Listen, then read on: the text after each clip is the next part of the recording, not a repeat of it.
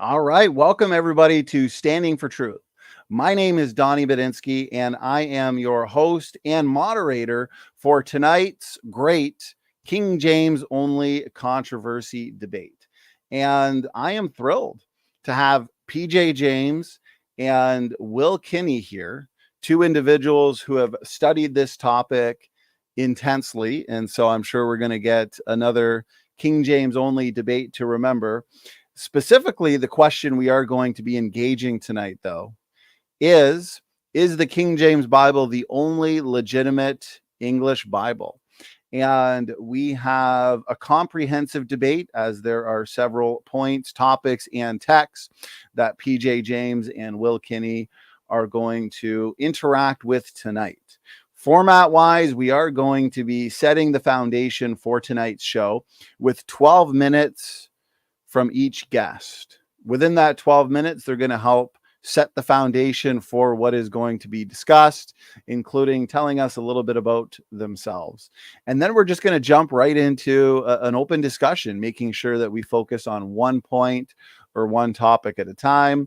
Once we've discussed all the relevant points, we'll wrap things up with a closing statement, and then we'll get you guys in the audience involved. And so if you're looking to ask a question or engage the guests with challenges, feel free to tag me either at Standing for Truth or at Donny, and just let me know who your question is for, Will or PJ.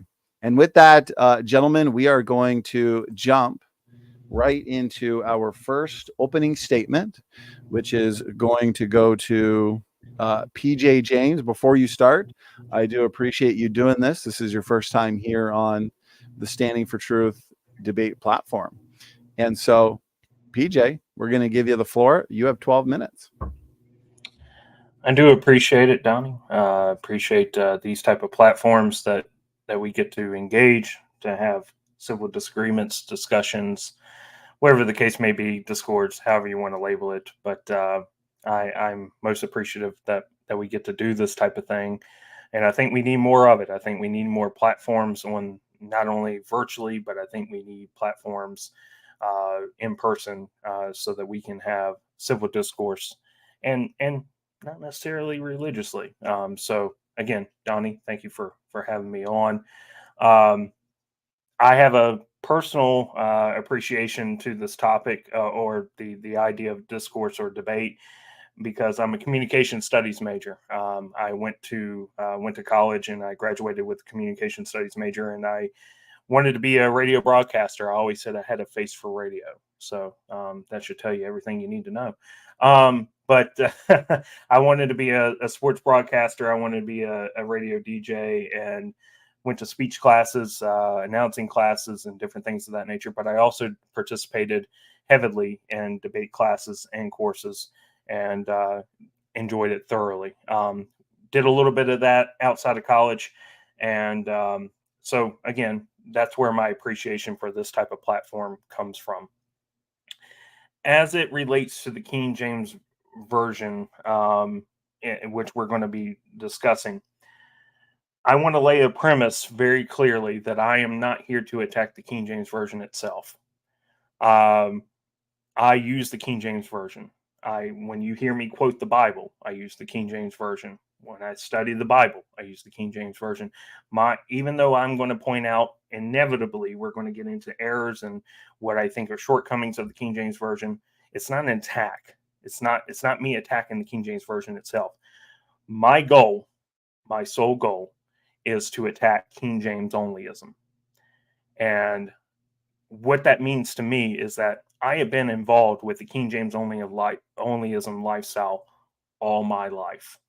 This isn't just something that I'm studying outside and coming back in and I'm making an observation. I've been around it all my life. I've been on the most extreme spectrum, and I know my opponent here doesn't believe in this, but I've been on the most extreme spectrum of King James onlyism, where they do believe, where if you don't use the King James Version, you're not saved. You're nowhere near God. I attended churches for time and time again where women didn't wear pants. Men only wore pants. women didn't wear makeup, women didn't wear jewelry, we didn't have a TV, we didn't have internet, we weren't allowed to go to sporting events, we weren't allowed to do certain things because from the pulpit we were King James only. And they would say that directly, not in nuance, but directly. So I have been on that most extreme side of this argument. Now, I've also been in the middle of the road, the ones who say, well, you can still get saved, and I believe my opponent has made it very clear that he's a part of this spectrum, that people can still get saved even if they use other Bible versions and live godly lives, even if they don't use the King James version, which is great. And those people will say that, and they'll say, but if you want to get closer to God, you probably should be using the King James version. I've also been on the most liberal side where they don't really care. They're King James onlyists. They'll defend it, but whatever. You do what you want to do. That's okay. And that's all great and well. And then on the other side of the coin, now I'm a non-King James onlyist. And I became a non-King James onlyist because I wanted to prove King James onlyism.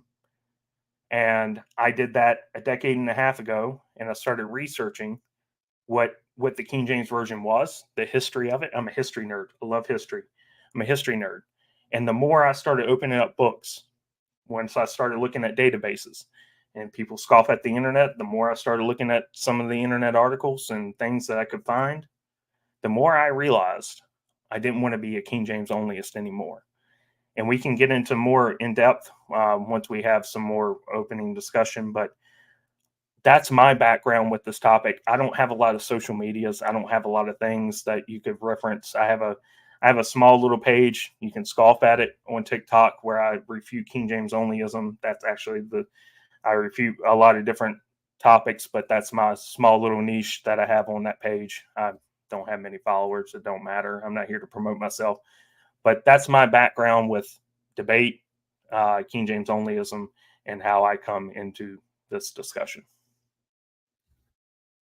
Now, I guess we're going to get into our opening arguments. Is that right, Donnie? That's right. Yeah. Okay.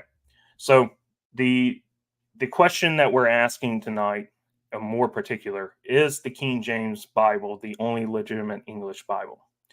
Now, to be able to do that, we have to articulate what legitimate means. By definition, something that's legitimate is something that conforms to a certain law or rule of law or common practice. So, in my opinion, I wrote down some things on my screen or even on paper, what I believe makes a translation legitimate. Any translation. And I'll kind of read some of it. I hate reading, but I just want to stick to the points here. I believe that what makes a translation legitimate is a translation that is faithful to the teachings and principles of Christ, one that consistently applies and validates God as the Father, Jesus as the Son, and the presence of the Holy Ghost, one that instructs and enforces a proper Christian lifestyle and allows Christ followers to live holy lives according to those instructions. I also believe that is a translation whose renderings does not present question or doubt about the Trinity, the blood atonement, and authority of Christ's future coming. Now, we do have translations that are non-legitimate based on those principles. The New World Translation, the Passion, the Message, the Good News translations, and the Living Bible. Those are plenty of examples that we can point out that would say, hey, those are not legitimate. So going back to the premise of our question tonight, is the King James Bible a legitimate translation? Absolutely. It is a legitimate translation. But it is not the only legitimate translation because we can apply those standards to any other Bible. So really, this conversation is not evolving or revolving around, the King James Bible itself. It's revolving around onlyism. Notice that word, only. So the three tent poles that I pointed out, and there's many of them, but these are the three in my heart and in my mind, refute onlyism. Number one, foundation. the number one thing that I find very ironic, and King James onlyists love to scoff at this, and we'll point out why. The King James translators themselves were not King James onlyist. They were quoted in the preface of the King James Bible in many areas that they refuted the idea of onlyism. We affirm and avow that the meanest containeth the word of God, nay, is the word of God. No cause, therefore, why the word translated should be denied to be the word or forbidden to be made current. Nothing is begun and perfected at the same time. Later thoughts are the thoughts of the wiser. And they went ad nauseum in their preface at talking about how they wanted their Bible to be a building block to other Bible translations. Now, in his God's infinite wisdom, why did he allow that to be binded with the 1611? Don't you think that words that refute onlyism, do you think God would have done that if he wanted us to be onlyist? No, absolutely not. The second tent pole that I think is very weird to me about onlyism is that the same standards that they apply to other Bibles, they don't apply to their onlyism. For example, in a very small example, to my point above, talking about the preface and everything of that nature, Will, my opponent, has mentioned many times when this argument has been brought up, well, God can use anybody. God can use, the most sinful person to produce his work. And we've seen that many times in the Bible. And I will agree with that by the statement. But the problem is that anytime that another Bible or another translation committee has a scar or a blemish or something that they've done or said that refutes their own Bible version, man, King James onlyists, they jump on that like crazy. But yet, the people 400 years ago who wrote the thing for 7 years, they refute onlyism, and they get left scoff-free. So I think that's kind of odd to me. The third tent pole, and I think it's the most, I think it goes without, I think people many times forget about this, is that there are no scriptures whatsoever in the Bible that tells us distinctly and clearly that we should be only using, for the most part, the King James Version or any other Bible. My opponent here has admitted to me, has admitted to many of his other debaters, that he doesn't need to produce a Bible scripture that proves such a thing. And I find that to be a big problem. Because if I'm going to believe something is a doctrine, if I'm going to believe that God told me something, my final authority is the Bible. So with that said, I think that we need to evaluate whether something is legitimate or not.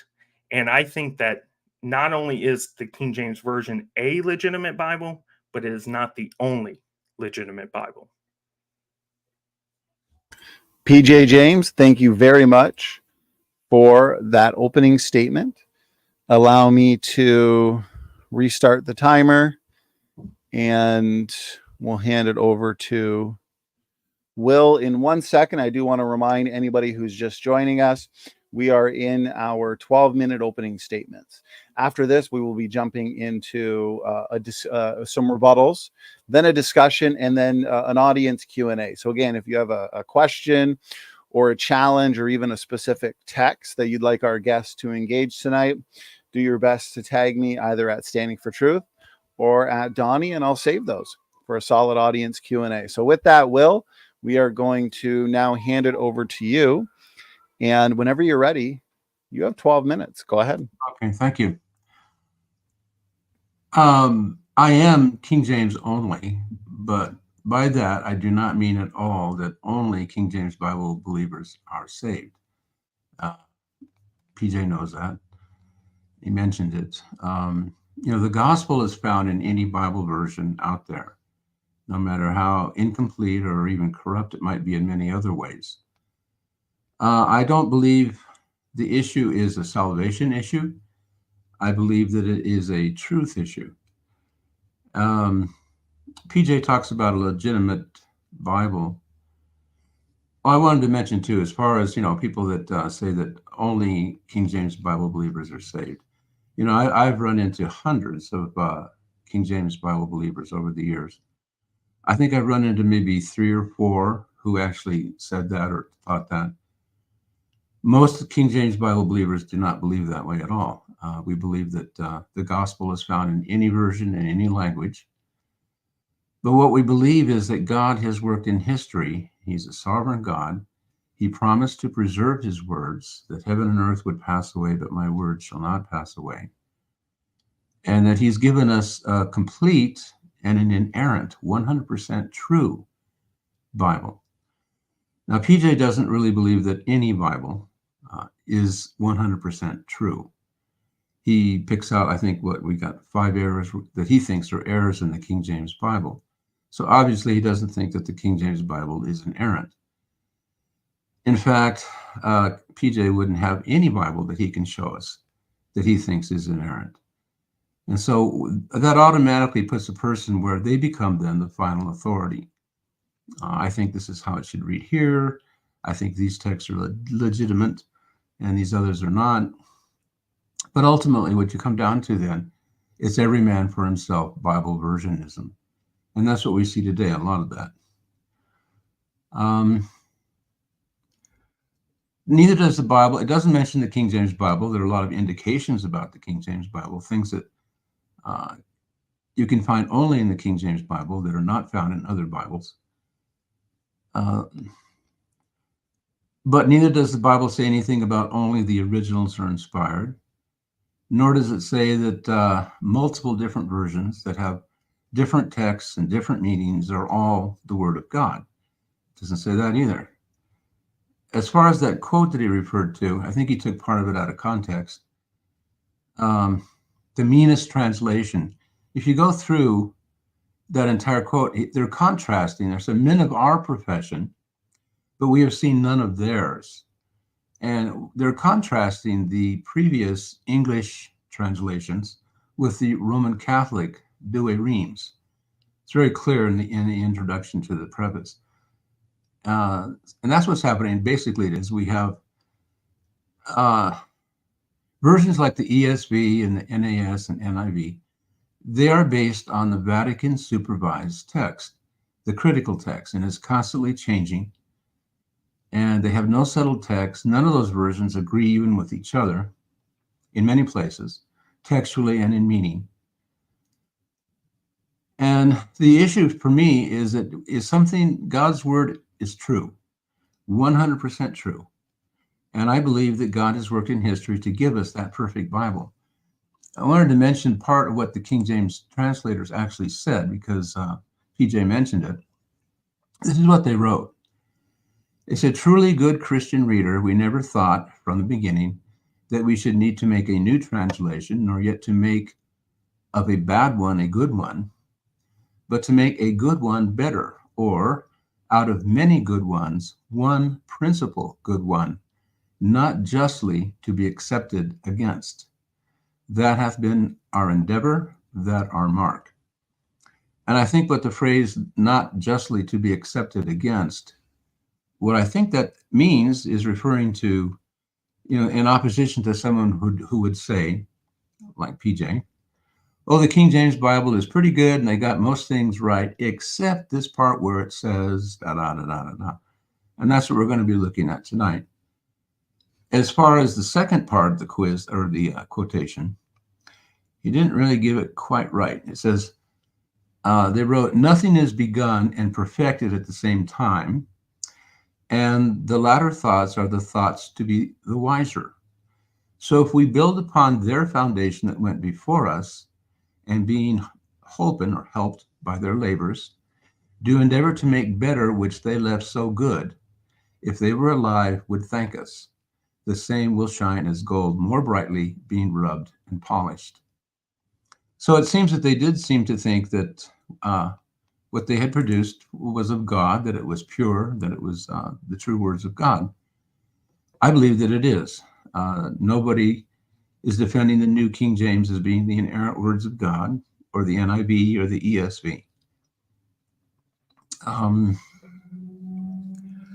Yeah, basically that's just where it is. So we're going to look at what PJ thinks are some errors in the King James Bible. He says he's not criticizing it, but yet I don't see how that's not a criticism when you say there's something wrong with it, textually or in meaning, and you do. So again, you are your own authority. Anybody who criticizes the King James Bible is their own authority. And my authority is something that's outside of myself. I don't criticize. It was here long before I came along, and it'll be here after I die. And there are thousands of Christians all over the world, not just in America or England they're all over the place. Singapore, there are King James Bible believers. In the Philippines, there are many, many churches that are King James only. So it's something, Australia as well. But I mean, there are churches all over the world that are King James Bible only. But I do not by that at all mean that only King James Bible believers can be saved. There's a lot of truth, even in the worst of the versions out there. But there's a lot of error as well. So that's my issue, I think. And we're going to look at some examples of where PJ thinks that there are errors in the King James Bible, and I do not. Thank you. Thank you very much, Will, for that opening statement. Gentlemen, that concludes our opening statements or opening arguments. We're now moving into a rebuttal, an uninterrupted response to address each other as we feel fit. And then we will move into an open discussion. So PJ James, we're going to throw it back to you, and go ahead. Feel free to give a response. In your opening statement there, you didn't answer the question, what is a legitimate Bible or a non-legitimate Bible?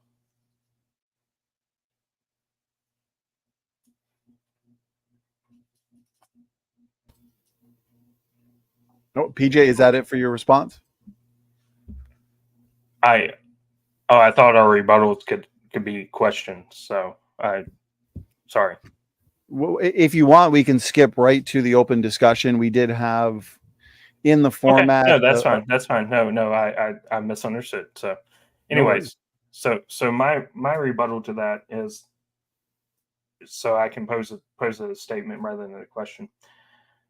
It's very amazing to me that a man, and I'm only can address Will because he's the person that I'm debating tonight, but I've heard it from many King James onlyists. It's very odd to me that a person, because he feels like he can provide tangibility of one single book, he tells people that they're their only final authority. But when you have conversations with him, when you ask him to provide biblical statements and doctrines and Bible verses that instructs from God, because that's where we get his word, that's where we get his instructions. It's very odd to me that somebody says, well, man's your only final authority, but when asked, he openly says, I can't provide you with a Bible verse. He only tells you, I think, and he provides you with articles of what he thinks and provides Bible verses that I can find in the ESV, the ASV, NRSV, and the NIV, and any other ones before and after the King James Version. Find that very odd. Find that very disturbing. And the only reason why I'm mentioning Will's name is because he's the one I'm debating today.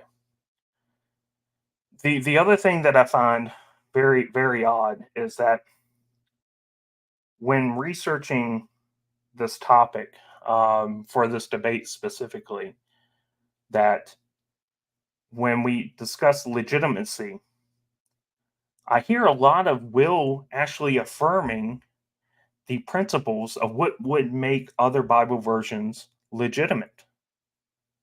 At the end of the day, if it promotes that the Trinity, the blood atonement, that people can go to heaven, and that God's authority is going to reign supreme at the end of the day, what makes a Bible version, other than some of the ones that me and Will probably agree on that are non-legitimate, What makes all those other Bible versions corrupt? The other thing that I find very disturbing is that we can talk about the words of the King James translators, and we can talk about that. But what about the standards that we apply to other Bible versions compared to what we apply to the King James Version itself? So my rebuttal overall is why is King James onlyism legitimate?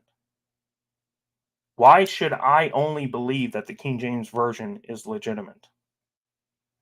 And I know I opened up mistakenly with a question, but that's my overall point. Again, my attack isn't on the King James Version. My attack is on King James onlyism. And I know I'm shortening the time, but that's my overall point. PJ, thank you very much for that uninterrupted rebuttal. I will restart the timer, and we are going to give you an opportunity to have an uninterrupted response as well before we jump into open discussion. So, Will, the floor is yours. Go ahead. Thank you. I think your question is, I thought I answered it, but what makes a legitimate Bible? It's far more than just some certain basic doctrines that you can find in any Bible. It's truth, absolute truth. Jesus said that sanctify them through thy word is truth. And the Bible itself, it says that God would preserve his words, not just the general ideas or the concepts, but the words. So I believe that either God kept that promise or he did not. But it comes down to, like I said, it's not a salvation issue, it's a truth issue. And you say you're not against the King James Bible or criticizing it, but yet you think, apparently, that the King James Bible is not true in certain verses. You think that it has something that is false that is written there. When in an example of, say, a non-legitimate Bible, you can find all the doctrines in the New American Standard. But yet, the New American Standard, 1995 edition, 1972 through 1995, the New Legacy Standard Version that came out in 2021, Dan Wallace's Net Version, all three of those tell us in Psalms 78:36 that the children of Israel deceived God. Now, not even the ASV says that, or the RV, or the ESV, or the NIV, or New King James. That's impossible to deceive God. But I would call that's not legitimate. That's not true.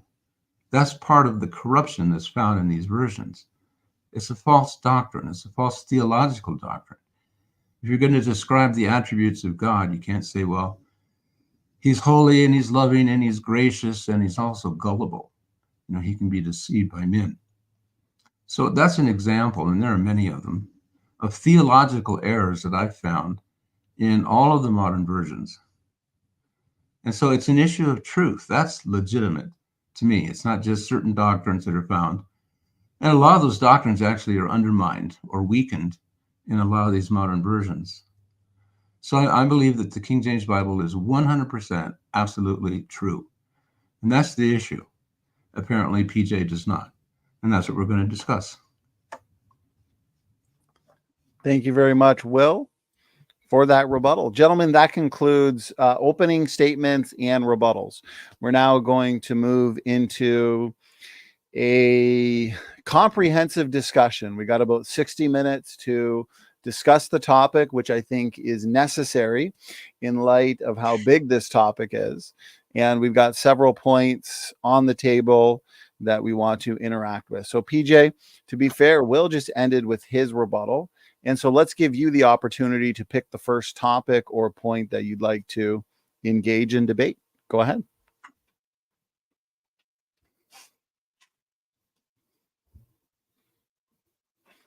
Oh, PJ, I think you might be muted on your end. I was. My mic was muted. Sorry. But we're obviously getting into the conversation about errors and what I feel like are errors. Now, do these errors, we have to circle back as we get into the discussion and get into the weeds about errors. We have to circle back about what this conversation is about. Does this legitimize or delegitimize the King James Version? So let's just keep that in mind. I believe that it's going to take out the word only out of the question, but I don't think it's going to take out whether the King James Version is legitimate. So I just want to keep that in mind as we get into these topics. So my debate points that that I gave to Will and I gave to Donnie here. The first one is going to be Isaiah 14:12. And I'll just let that settle for about a couple seconds.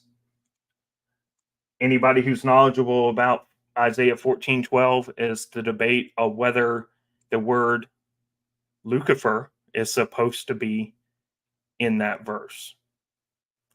Does Isaiah 14:12 talk about a being or entity that is named Lucifer or Lucifer? My stance on that is no. It does not. It absolutely does not.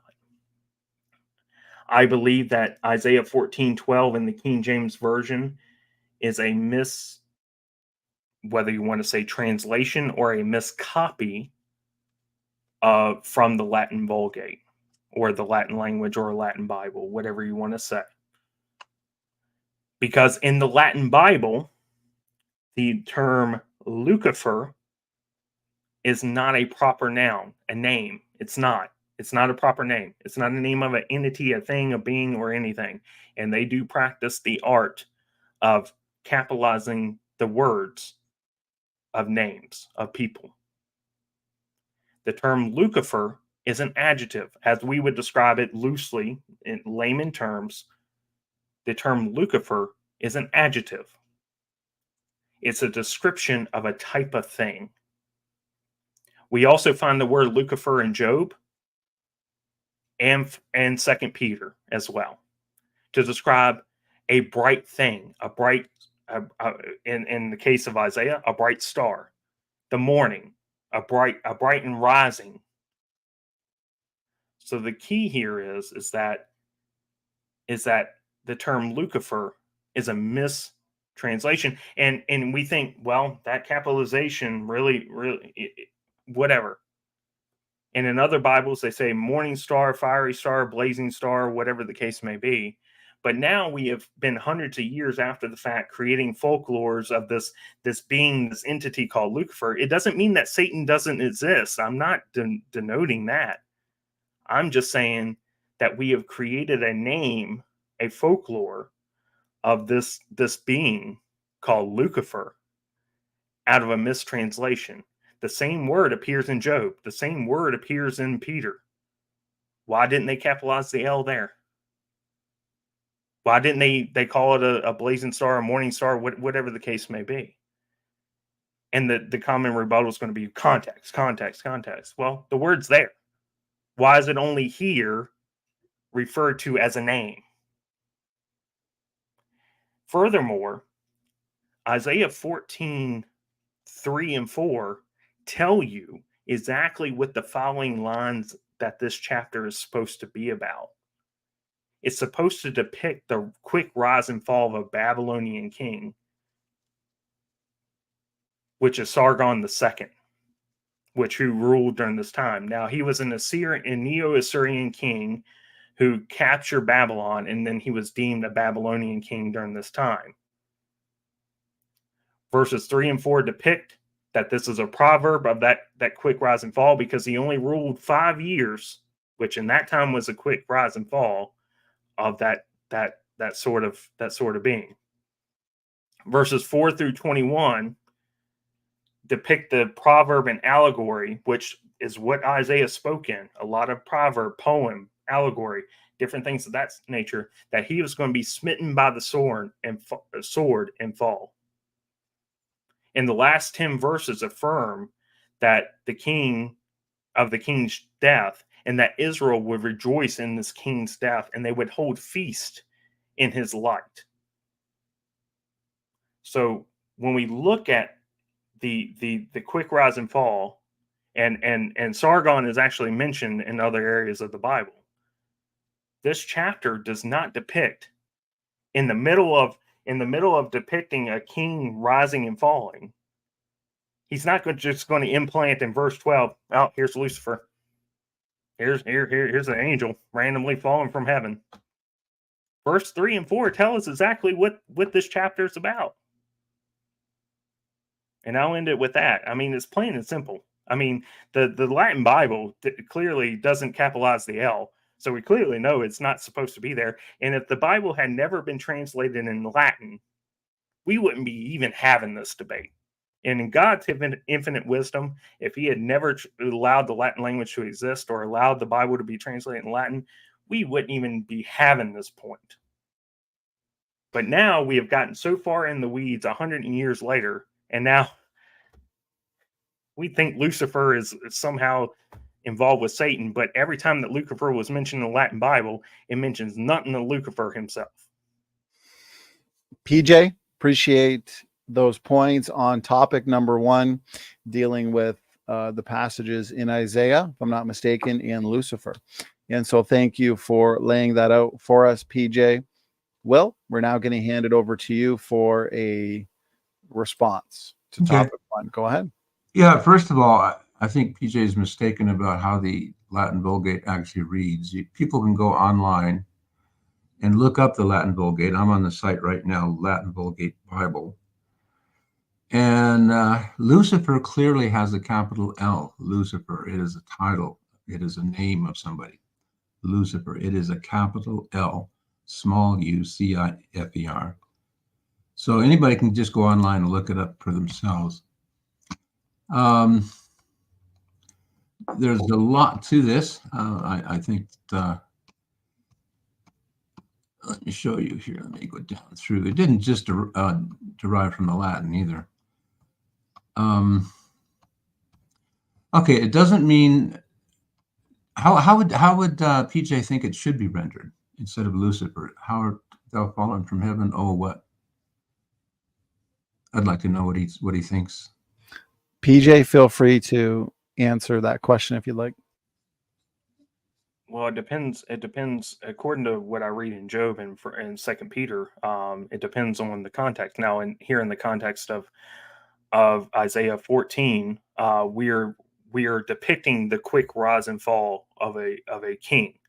So, more commonly, as we know it, we're talking about a blazing star, a fiery star. I forget the margin note of the actual 1611. I believe it either says blazing star or fiery star. I forgot to look that up as I went along with this. But they knew that there was a second rendering of this word. How would you render it? I would render it as a falling star. We now refer to how art thou fallen, O falling star? Is that how you're going to put it?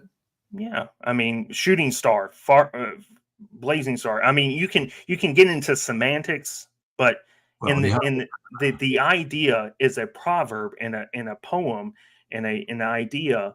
The verse 3 and 4 clearly states that we are depicting the quick rise and fall of this Babylonian king. So what is a poetic way of doing it in a proverb way is a shooting star.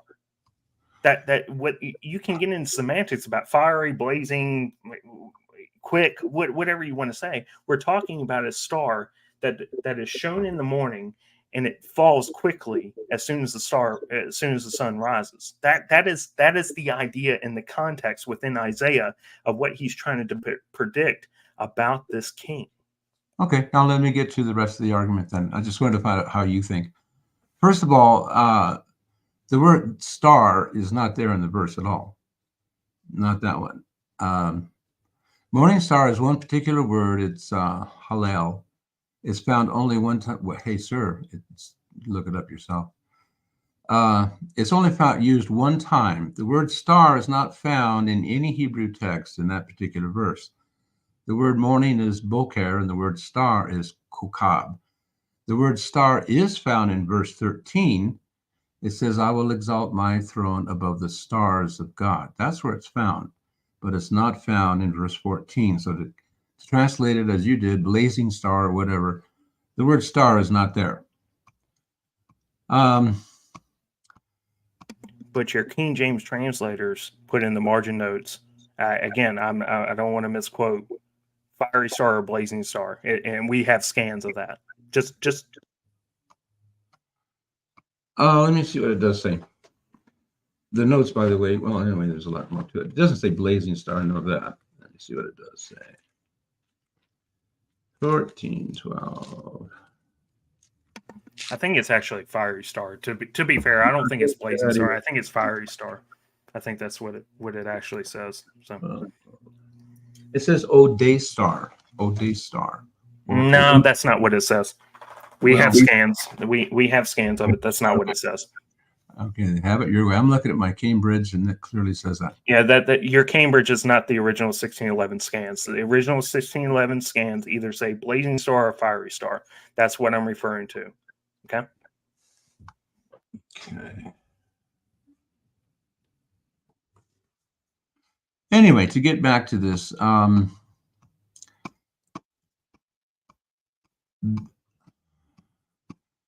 okay, even the Septuagint, I don't know when you think the Septuagint was written, but the Greek Septuagint in the Isaiah passage, it says, and it translates as, how has Lucifer that rose in the morning fallen from heaven? And the Greek word there is iosphare. That means light of dawn, but it translates into Lucifer. That's how they actually translated it. There's another Septuagint by C.A. Moses, the Old Testament according to the Septuagint 2009. How is Lucifer fallen from heaven that rose up in the morning? Brenton's, so classic Septuagint version. Look it up. Look at the English translation, and it'll say Lucifer as well. Many early church writers believed that this was referring to the fall of Satan. I'm going to get into that. Here's one where I have a modern day Greek English dictionary. It's called Divry's Modern English Greek English Desk Dictionary. It has nothing to do with the Bible. But if you look up the English word Lucifer, you're going to see this Greek word. And if you look up the Greek word on page 523, you're going to find that it translates as Lucifer. That's what the Greek actually means that comes out of the Septuagint. But no offense, Will. No offense. Sure. Not to cut you off, respectfully. I don't really care what the Greek says. I don't really care what apparently you don't care what the Hebrew says either. Well, hold on. Let me finish. You let me interject. So let me finish. The word begins and ends with the Latin language. It was created by the Latin language. And when you dissect the etymology of that word, it means light bearing, one way or another. And we hold on. Let me finish. We see that word in Job. We also see that word in 2 Peter. Now, the context, absolutely, we can talk about context of Isaiah, Job, and Peter, of what they needed to be able to convey. But here in Isaiah, we are talking about light bearing, which is a star, which is to depict, according to verse 3 and 4 of the King James Bible itself, says that this is a proverb to depict the fallen Babylonian king. And as Isaiah, and a lot of scriptures in Isaiah and many others in the Old Testament, it depicts things in metaphor, allegory, and simile to depict what happened to people. And we'll get into more of Isaiah with some of my other arguments. My point is that contextually, we're not talking about interjecting a random fallen angel in the middle of talking about a fallen king of Babylon. That would be illogical. Altogether, when you look at Isaiah 14 as a whole, we are looking at a fallen king of Babylon. That's what we're looking at. Point blank. It's simple. It's logical. If you follow verse by verse, it actually depicts, according to history, it actually depicts what the Babylonians said happened to Sargon II later on in the chapter. They said they couldn't recover his body on the battlefield because he was trampled. If you look in the later verses of Isaiah 14, they say he was trampled upon. So, okay, can I finish? I'd like to, because you're taking up all the time here on this, and I'd like to. Yeah, I'm going to jump in, gentlemen. Yeah. For each text, is that what you guys wanted to do? Was uninterrupted responses then dialogue, or do you want dialogue? Yeah, let's do it that way. That'd be better, sure. Okay, so let's do this. Will, feel free to finish responding and try to avoid asking any direct questions or anything that will result in dialogue. We'll do dialogue as soon as you're done your response. Good idea. Okay, I want to address as far as multiple Bible versions in, well, let me get some of these commentators here. So David Guzik's commentary, he notes, he says, "How are you fallen from heaven, O Lucifer, son of the morning?" Here's a good example of Isaiah speaking more to the distant ultimate fulfillment. It is true that the king of literal Babylon shined brightly among the men of his day and fell as hard as and as completely as if a man were to fall from heaven. But there was a far more brightly shining being who inhabited heaven and fell even more dramatically, the king of spiritual Babylon, Satan. Likewise, E.W. Bullinger, in his companion Bible, he refers to Lucifer, and he says is the name of Satan. And he says that divine revelation of him who knows what Satan said in his heart. Satan said, he'll ascend up and be like God. So, I mean, how did the king get in Babylon? Well, he didn't. Harry H. Ironside, he also expository notes on the prophet Isaiah. He said, these words cannot apply to a mere mortal man. Lucifer, the light bearer, is a created angel of the very highest order, identical with the covering cherub of Ezekiel 28. He was apparently the greatest of all the angel host and was perfect before God until he fell through pride. He says, notice his 5 I wills. So I'm going to skip some of what he says because he agrees with them. I get a few more. Commentator Dr. Henry M. Morris, he states, although the prophecy in Isaiah 14 is directed toward the earthly king of Babylon, here it goes far beyond him. He could never fall from heaven. I couldn't get in heaven in the first place. To the wicked spirit possessing his body and inspiring his actions, just as Satan possessed and used the serpent's body in Eden, so he does here with Babylon's king. Now, what about some early church writers? Here's Gregory of Nyssa, AD 382, in his Against Euonymus, Book 1, Chapter 22.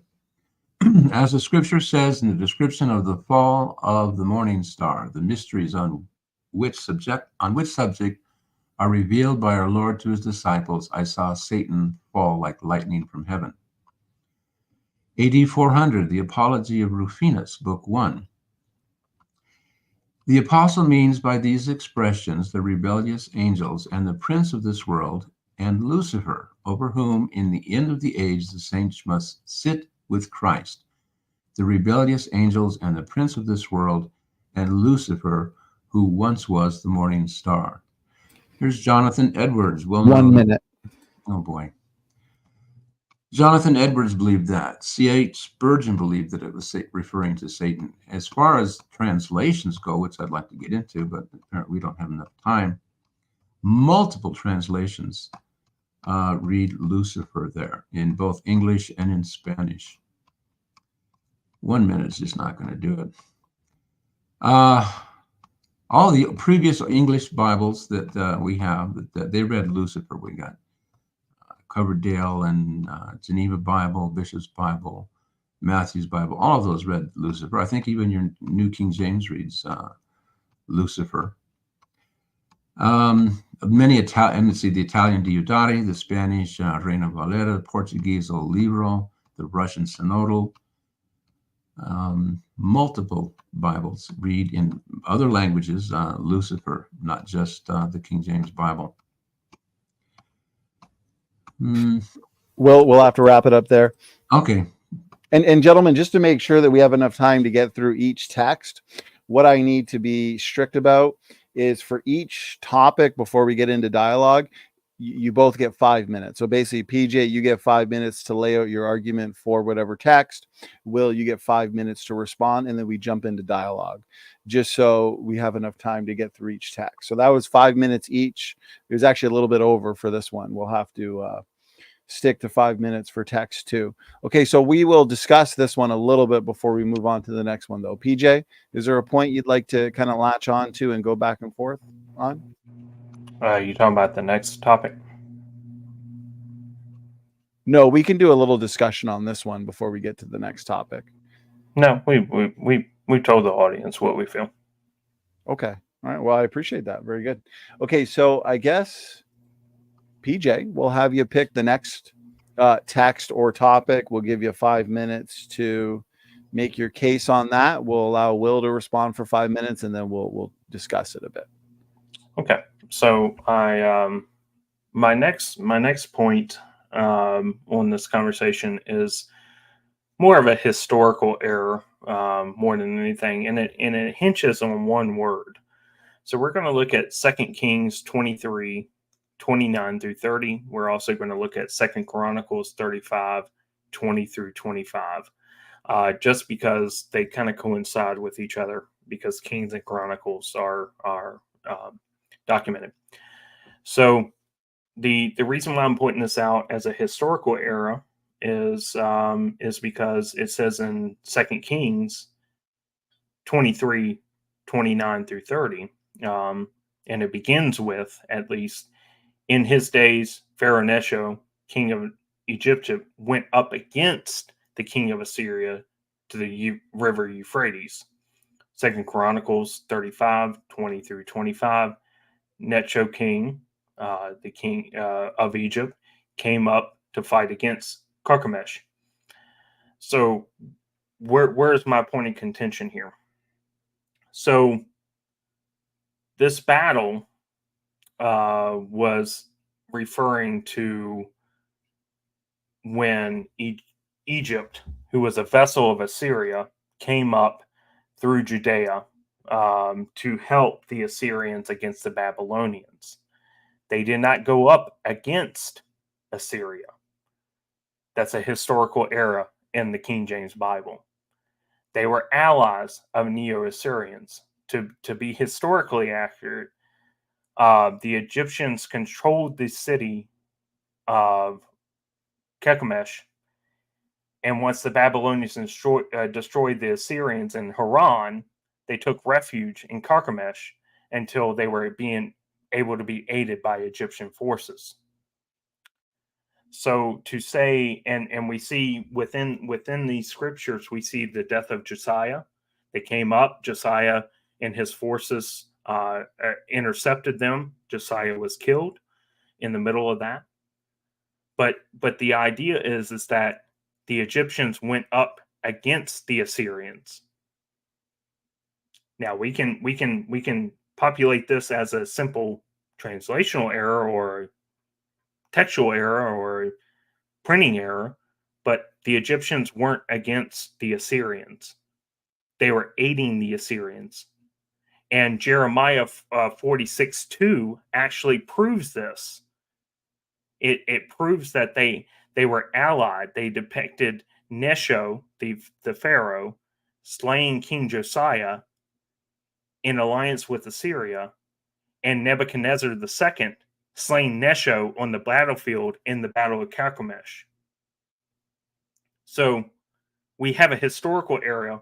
Now, granted, we can isolate it to one word, simple as anything, but it still depicts a wrong understanding of history within the Bible.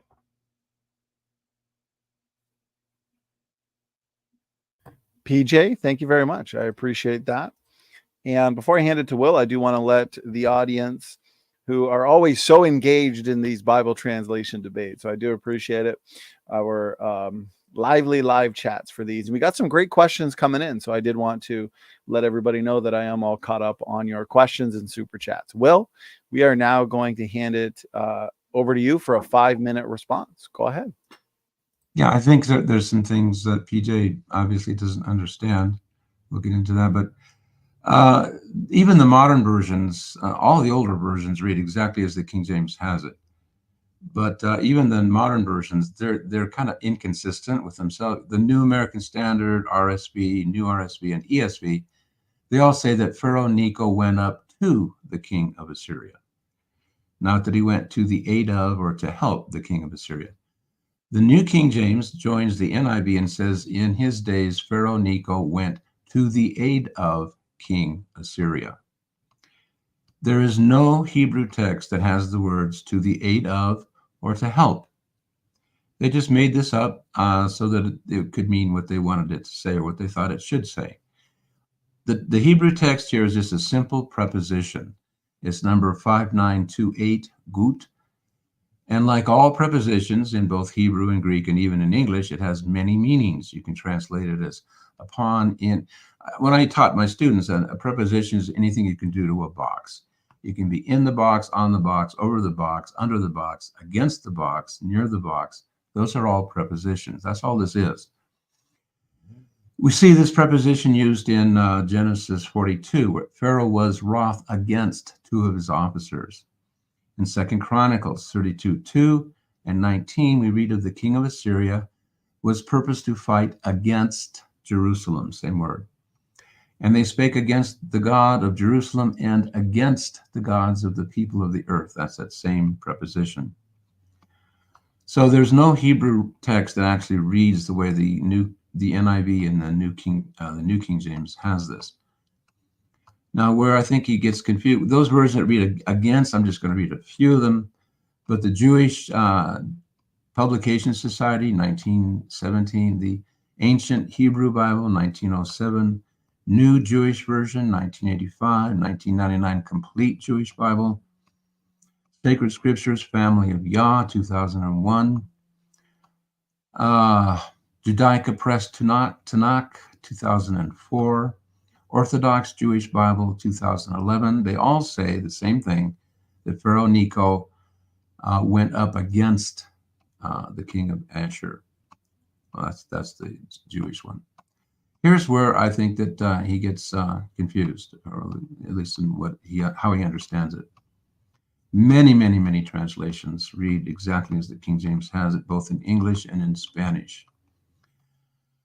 Okay, John Wesley notes, I got a lot of these, but the king of Babylon, who having formerly rebelled against the Assyrian, had now conquered him, as appears by the course of the sacred and the concurrence of the profane history, and therefore is here and elsewhere called the Assyrian and the king of Assyria, because now he was the head of that empire.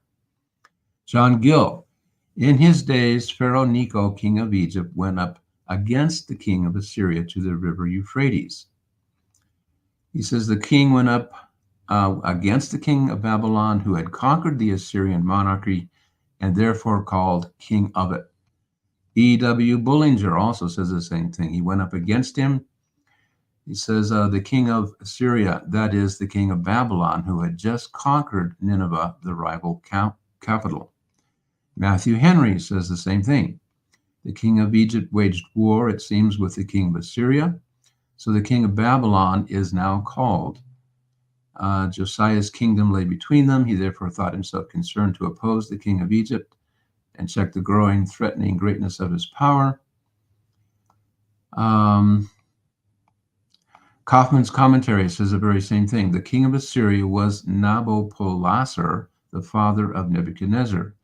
His proper title was king of Babylon, a fact that became crystal clear following the battle of Carchemish. Pulpit commentary says the very same thing. The king of Assyria against whom Pharaoh Necho went up was probably Nabopolassar, the father of Nebuchadnezzar. His proper title was king of Babylon. He says, but the Jews not unnaturally regarded 30 seconds left, Will. the inheritor of the Assyrian Empire, as indeed they regarded the Persian monarchs, and therefore gave him the title of king of Assyria. Dimolow's commentary says the very same thing. So does the popular commentary by Paul E. Kretzmann. Whedon's commentary says the very same thing. that this king conquered Assyria, and then he was called the king of Assyria because he'd conquered it. So the King James Bible is correct. Okay, Will, PJ, I appreciate that. I think we're moving along smoothly. PJ, let's give you the opportunity to pick a point or something that may have jumped out at you in terms of what Will said in his response. We'll go back and forth on it a little bit. It's not historically accurate. Jeremiah 46:2 proves that the King Nesho slaying of Josiah, it depicts, Jeremiah 46:2 depicts Nesho slaying Josiah and Nebuchadnezzar slaying Nesho. He wants to put all these different names that are man and everything, and he wants to say man is final authority. I'm looking at Jeremiah 46:2. That's my final authority. My Bible is my final authority. I'm sorry. Like, you can't tell me that something is wrong and depict all these men's authority and then tell me that man's my only authority. But I look at Jeremiah 46:2 and it clearly dictates to me of who's slain who on the battlefield. Sorry. My Bible is my final authority. God's my final authority. That's my rebuttal. That's my final thing. Like, you're going to tell me like I'm wrong because even Babylonian documentation that we have discovered that is archived in Britain right now actually backs the Bible depiction of these battles that happen in the sequence that they happened. And I'm sorry, if the Bible backs certain aspects and non-biblical things back biblical aspects, I'm sorry. Like, come on. Who's my final authority? Like, that's where I get offended. My final authority is the Bible. Thank you, PJ. We'll throw it back to you. Feel free to respond. Yeah, it was the king of Egypt that went against the king of Assyria. Josiah, he got involved in it and he was killed, sure. But that doesn't contradict the whole part about the king of Egypt went up against the king of Assyria. But that city was controlled. But that city was controlled by Egyptian. It was a vassal of Egypt at that point. When Assyria had been overrun by Babylon in Haran, they retreated to Carchemish, and that's where that battle happened. So when that happened, Egypt came through Judea. They had to go through Judea, and they met Josiah in the middle, and they slain Josiah, and then they went on years later to have that PJ, let me battle just in pause Carchemish. you there real quick. I wanted to ask Will if he had anything, because when you're talking, PJ, from your end, Will, there's kind of some feedback or echo. I was wondering if you had anything playing in the background on your computer. No. Okay, so it might just be your audio. Okay, so PJ, when you're talking, I'll just have to mute Will. But you know, if we could, because PJ, you went for a couple minutes there, and then Will only went for a few. Okay. Well, let's throw it back to you. Feel free to respond. Well, yeah, well, you know, here PJ says the Bible is my authority. What Bible? Because you're calling into question, you're saying the King James Bible has these errors. You've listed at least 5 that you think are errors. So apparently it's not the King James Bible. So what Bible is it that you say is your authority? Because it seems like you're questioning this authority and you're saying it has errors in it. And, you know, again, my point is that you are your own standard. You're your own authority. I think this text is right and this one's wrong, and it's got these errors in it. Well, obviously, that's not your authority. It's the Bible. You're your own authority, your understanding of something. And there are a whole lot of Bible commentators. You know, it's not limited just 1 or 2. A lot of Bible commentators who comment on these things agree with the King James Bible. So do all the Jewish translations, previous translations all through history, and many of them even today. It's just these corrupt versions that have come out recently that differ. And like I said, there is no Hebrew text anywhere that says to the aid of or to help. It's just not there. It's just a simple preposition. And it's translated as against many times. go ahead, PJ.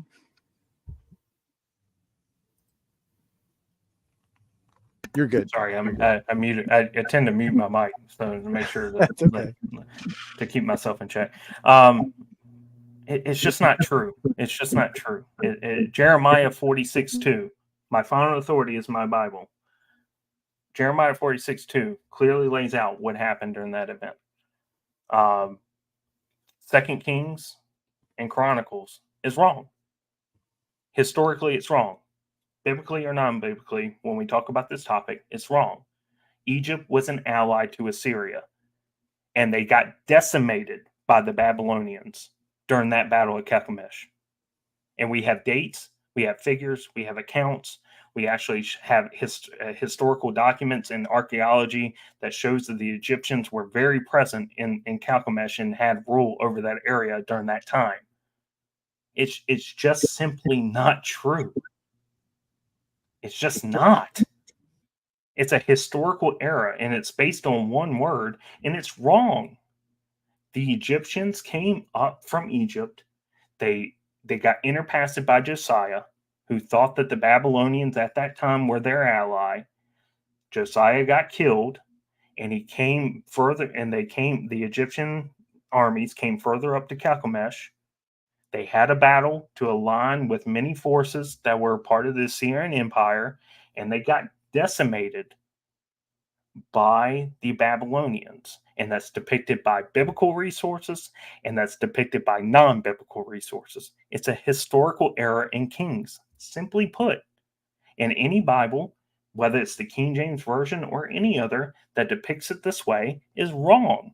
It's an error, point blank. There's no debate. It doesn't hinge my spirituality or whether I'm saved or not. It's an error. It's just what it is. Thank you, PJ. Will, let's give you a final response on this topic, then we'll move to the next text. Go ahead, Will. Yeah, when you say the Bible is your final authority, which Bible are you talking about, PJ? Apparently, it's not the King James Bible because you think it has all these errors in it. So what is this Bible? Can you show it to us? Give us a link to where we can see it, read what it says. Got one of those? I'm not supposed to respond. This is your time. Yes, well, I want to make sure, just so we both have enough time to make our responses. PJ made a couple arguments, one from history, that the King James Bible is in error here because it doesn't fit history. If you could respond to that, Will, and then we're going to move on to the third text. Well, I think he's mistaken. All these Bible commentators, and they say it's backed up by history, that when the king of Babylon conquered Assyria, then he was known as the king of Assyria and Babylon. That's just what the Jews called him. That's what many Bible commentators have said, that he was then the king of Assyria once he conquered it. And so there's no contradiction in the King James Bible. And again, my point is that PJ says that the Bible is his authority, and yet it's apparently not the King James Bible. So I'm wondering, what Bible is it? Is it in print yet, or is he still working on it? Okay, thank you, Will and PJ. Let's move on to text or topic number 3. And to the audience, I am all caught up on questions. I appreciate the on-topic questions coming in. I'm looking forward to having our guests engage those. So PJ, we're going to throw it back to you. Feel free to choose the next topic and cover it for roughly 5 minutes. Go ahead. Sure. And I want to mention, if I go off camera, it's not because I want to. It's just trying to deal with technical difficulties here. But I wanted to deal with Daniel 23:25. I know this is a common one, and some King James only just roll their eyes at it. But anybody who's familiar with this is that it talks about in Daniel 3:25 when Shadrach, Meshach, and Abednego were thrown into the fiery furnace, whether or not the fourth was the Son of God or the Son of Gods. The word in question here is the word Elohim, which is a plural aromatic of the word Elah. The N at the end of that word, and you can even Will said where you can look it up on the internet. Well, you can look it up on the internet right now, and you can find that the plural form of anything in Hebrew, Aramaic / and there's different variations. Don't get me wrong. There's different variations. Means a plural form. Now, when it comes to the context, anytime that we see that in or that I am in Daniel, 100%, except for Daniel 3:25, it talks about gods in plural. And the proper pronunciation and the proper word structure of a word ends in that form, that I am. It's a plural form. It's a proper plural form. When we study Hebrew, some of the words, depending on their context, end in that in or I am meaning. And we see that consistently in Daniel 2:11, Daniel 2:47, Daniel 4:8, Daniel 4:9, Daniel 4:18, twice in Daniel 5:11 and 5:14. There's even instances where in 2:47, where we see the word Elo and the word Elohim side by side with each other. We see the God of gods. And when you look at the Hebrew, it's the Elohim. But somehow, some way, only King James Bible believers, or onlyists rather, I'll preface that, get to have a pass with Daniel 3:25 when it comes to contextual translation. Just because we want to fit a narrative that king of Babylon saw the Son of God, when it actually is contextually and transliterally the wrong rendering of that word. It's Elohim. It's a plural, plain and simple. Even the Byzantine texts show Elohim. It's plural. It's just like me replacing the word gods in place of God. Wouldn't that be wrong for me in English? Why is it okay for us to assert after the fact logic on the Hebrew text where it says Elohim, a plural form of the Hebrew language, onto a singular? So we can argue about what, we can have these debates about what the king actually saw. I started to say Nebuchadnezzar, but what the king actually saw. But at the end of the day, the word is Elohim. It's a plural. It's a Hebrew plural. We can argue about what is and what isn't, but the word is a plural Hebrew word at the end of the day. Why does that get a pass in the King James Version?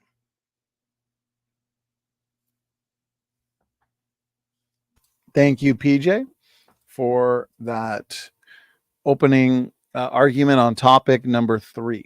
We'll throw it over to you for a response. Go ahead. Floor is yours.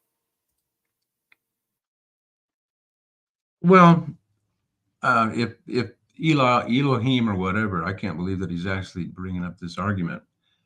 If it's that word or it's Elah or whatever, both singular and plural, it's a plural form, but it's the word that's used always for God, just God. In fact, I'm looking at here the word. It's number 426. Well, that same word is used in blessed be the name of God forever, Daniel 2:20. O thou God of my fathers, 2:20, talking about the one true God, the exact same word. But there is a God in heaven, Daniel 2:28. For the God of heaven hath given, that's Daniel 2, all the way through Daniel, this same word is used multiple times, referring to the true God. I know that in Hebrew that Elohim, even though it's a plural word, but that's how you translate God all the way through. I mean, many times, hundreds of times in the Bible, God, true, referring to the true God. So that's just really an absurd argument to bring that up about the plural. As far as the Son of God, many Bible commentators, many translations read exactly as the King James Bible does. Wycliffe, Great Bible, Bishop's Bible, Geneva Bible, even the Douay-Rheims. I'm skipping a lot of these. The Ancient Hebrew Bible, Lamsa's translation of the Syriac Peshitta, Coster Scriptures, 1998, Complete Apostles Bible, 2005. I'm skipping over a whole bunch of these that read exactly the same way. Modern English Bible, 2014. Jewish translations, I got multiple Jewish. The Greek Septuagint reads the same way. I have, it says the fourth is like the Son of God. Many people, commentators and everything, have believed that that was the Son of God who actually appeared. We have the angel of the Lord many times in the Old Testament, and he appeared in bodily form. They're called Christophanies. These are pre-incarnation appearances of the Son of God, the angel of the Lord. So that happened many times. But multiple translations all through history, and English and many foreign languages read exactly as the King James has it, and many Bible commentators have seen it as actually the Son of God who is there with them, with these Hebrew children in that fiery furnace.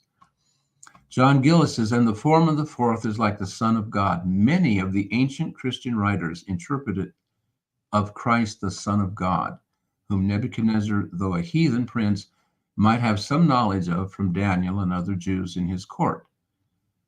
So John Gill obviously thought that. Jameson, Fawcett, and Brown, well-known commentary, like the Son of God.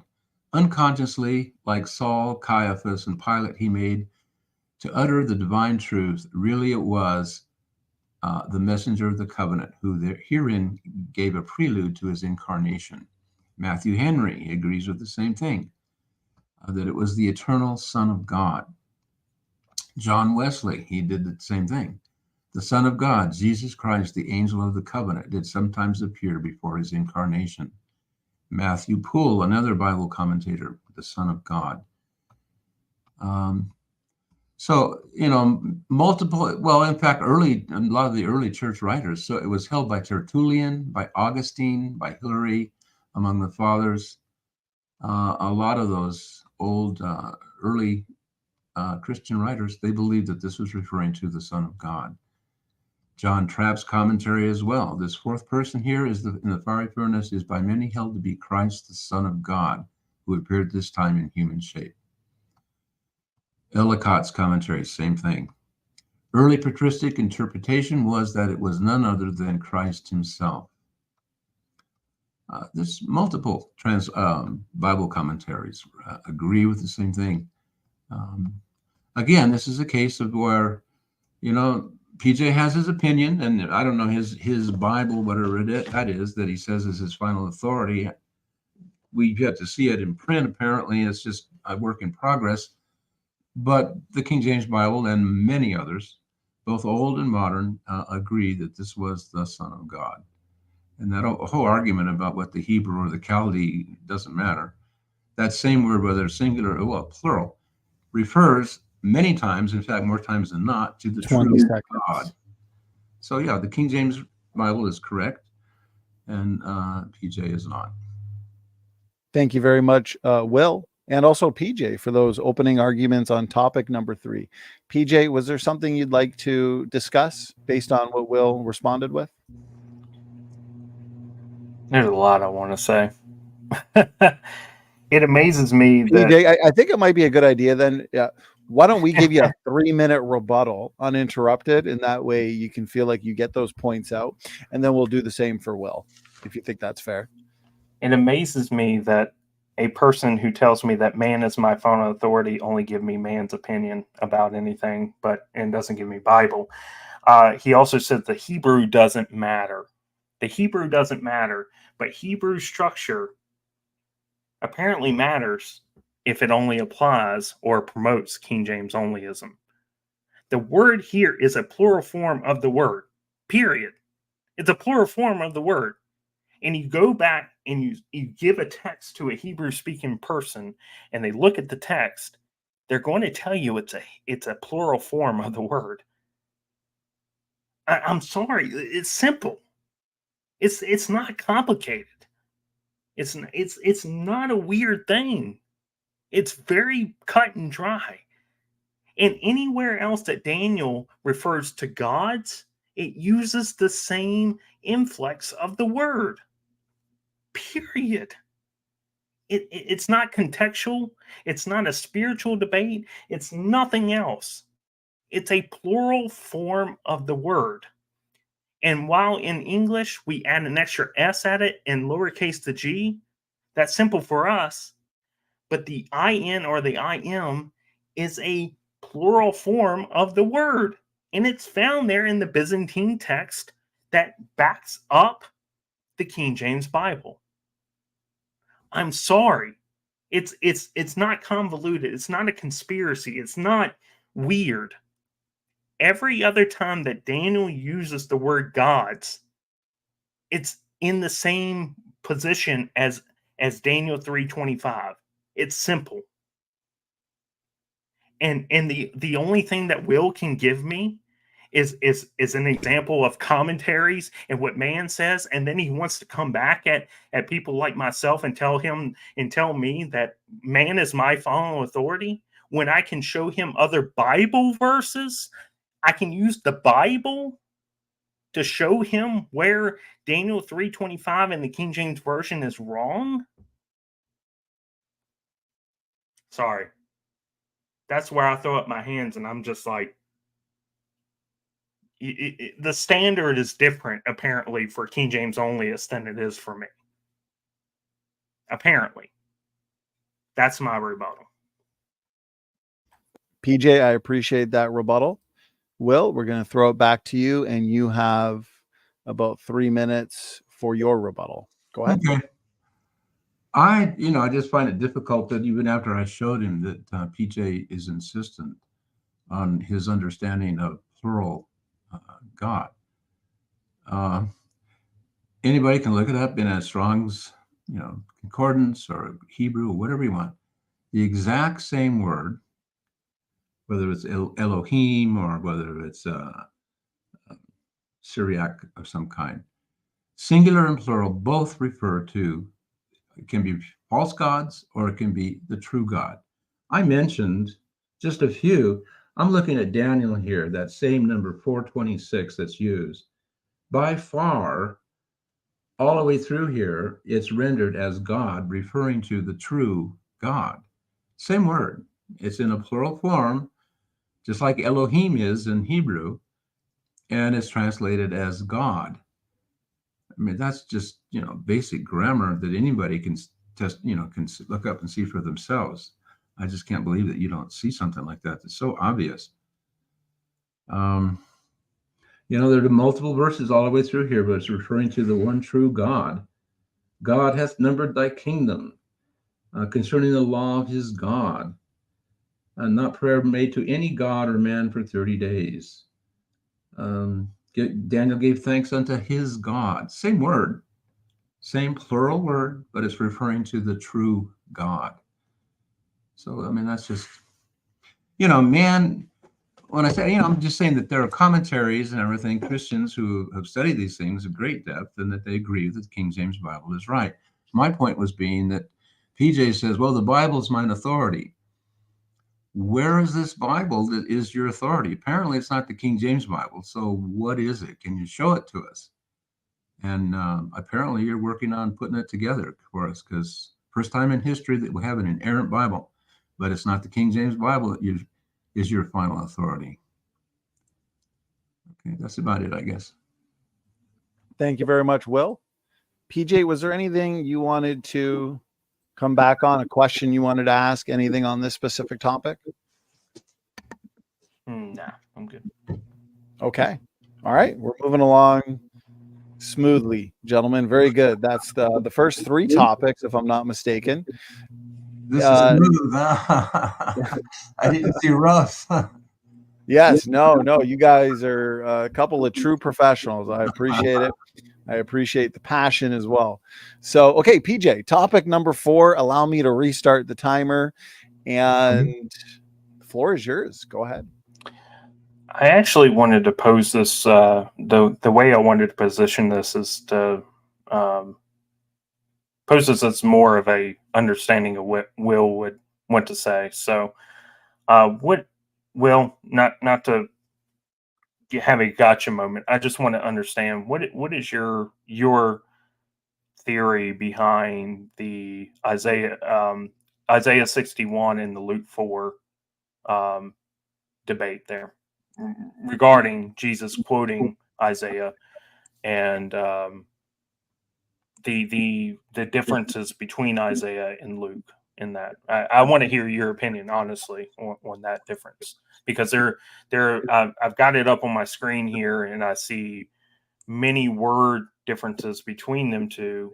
So I want to have an actual discussion about what you think, why there were differences between the two, Luke 4 and Isaiah 61. So in a sense, I'm going first. Is that it or what? I guess I'm kind of softballing it back to you a little bit, but I just wanted to, I don't want to. My point is that I see. I guess I'll give my opinion. Okay. I see that Jesus in Luke 18 is or Luke 4 rather, of verse 18 is quoting differently, and I have a couple of words highlighted where there's many differences between Isaiah 1 and why would Jesus quote something out of Isaiah, but Isaiah actually says something completely different, adds worded and removed, so on and so forth. However you want to contextualize that, why do you think that would have been? Well, I think that most of the quotes in the New Testament don't match either the Hebrew or the Greek perfectly. Most of them don't. I'll give you many examples, but the phrase "it is written," it just refers to a certain not a word for word translation, or but it refers more to the verbal equivalence. Is a good way of putting it. Another brother puts it that way. But he's expanding upon the scriptures, his meaning, the meaning there. The text doesn't match like new versions, like say the NAS and the ESV and the NIV, the critical text versions, even less, because they take out. Hold on. I'm Sure. only talking about the King James version. If I can just keep this Well, within the box. I'm saying that you're asking me why doesn't it read the same, and I'm pointing out the fact that those versions read even less the same than the King James Bible does. Jesus was not quoting from. Well, you think he was quoting from some Septuagint version? That's usually the usual explanation. Is that where you're going on this, or what? No. It clearly states that he opened the scroll and he read from Isaiah. He knew exactly where to go. That sort of thing. So no, not I'm not making that argument. I'm just saying that based on what Luke said in the New Testament, and I'm basing this solely on the King James version, no other version, Right. based on the King James version itself. What he quoted in Luke 4 is not exactly word for word what is in Isaiah 61. And to have more of a fruitful conversation about this, I want to pose it as a question of why do you think that there are so many word differences between what Jesus said? And we're not talking about a couple. We're talking about it says this in Isaiah 1, it says the Spirit of the Lord God. And in Isaiah 4:18, it says the Spirit of the Lord. And then it moves on. Now, some would say that you're taking the deity of Christ or the reverence of Christ out of that.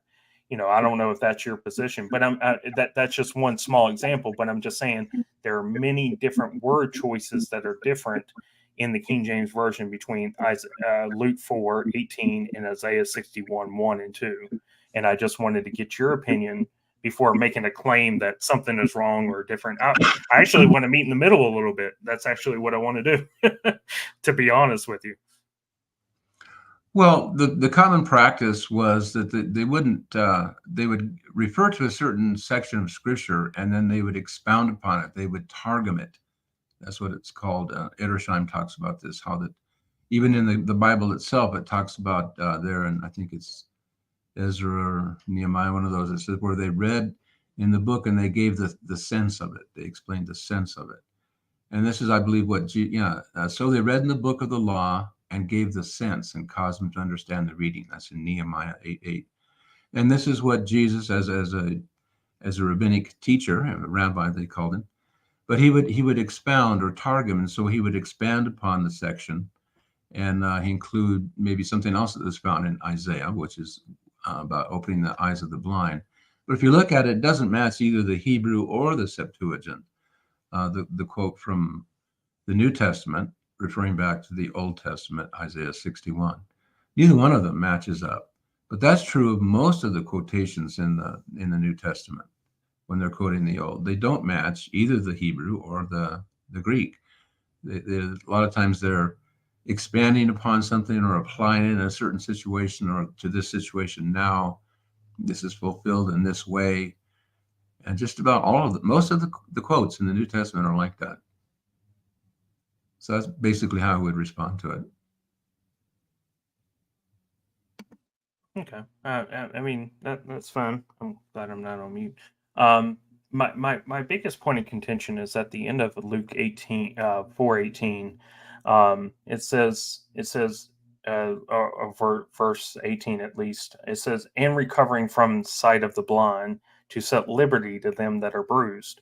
But at the end of Isaiah 61:1, it says, and opening the prison to them that are bound.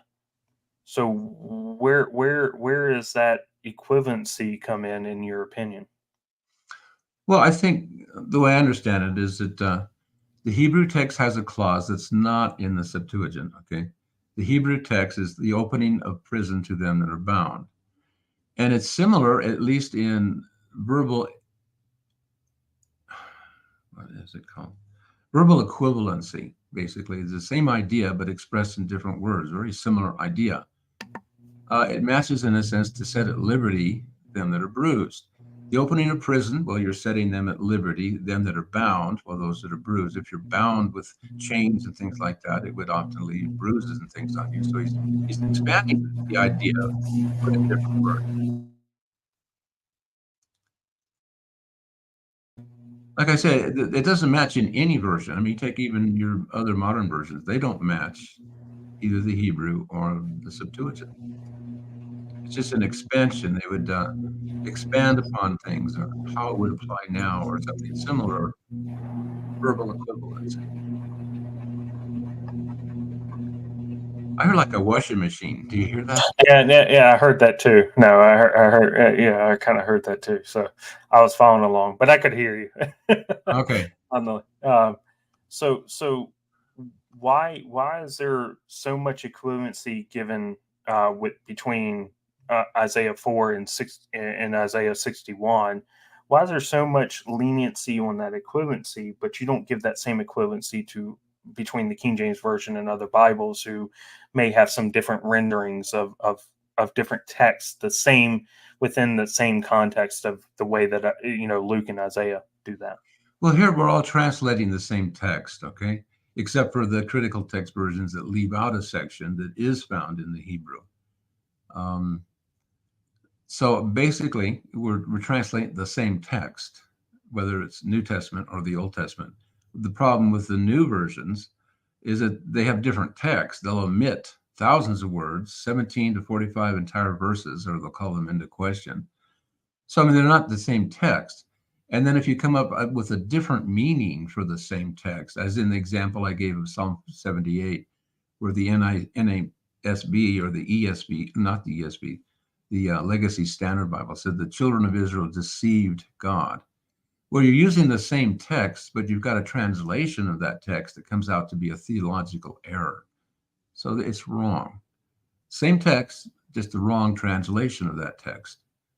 Here we're looking at, basically all Bibles are going to say the same thing on between Luke 4 and Isaiah 61. They're all going to basically read the same thing.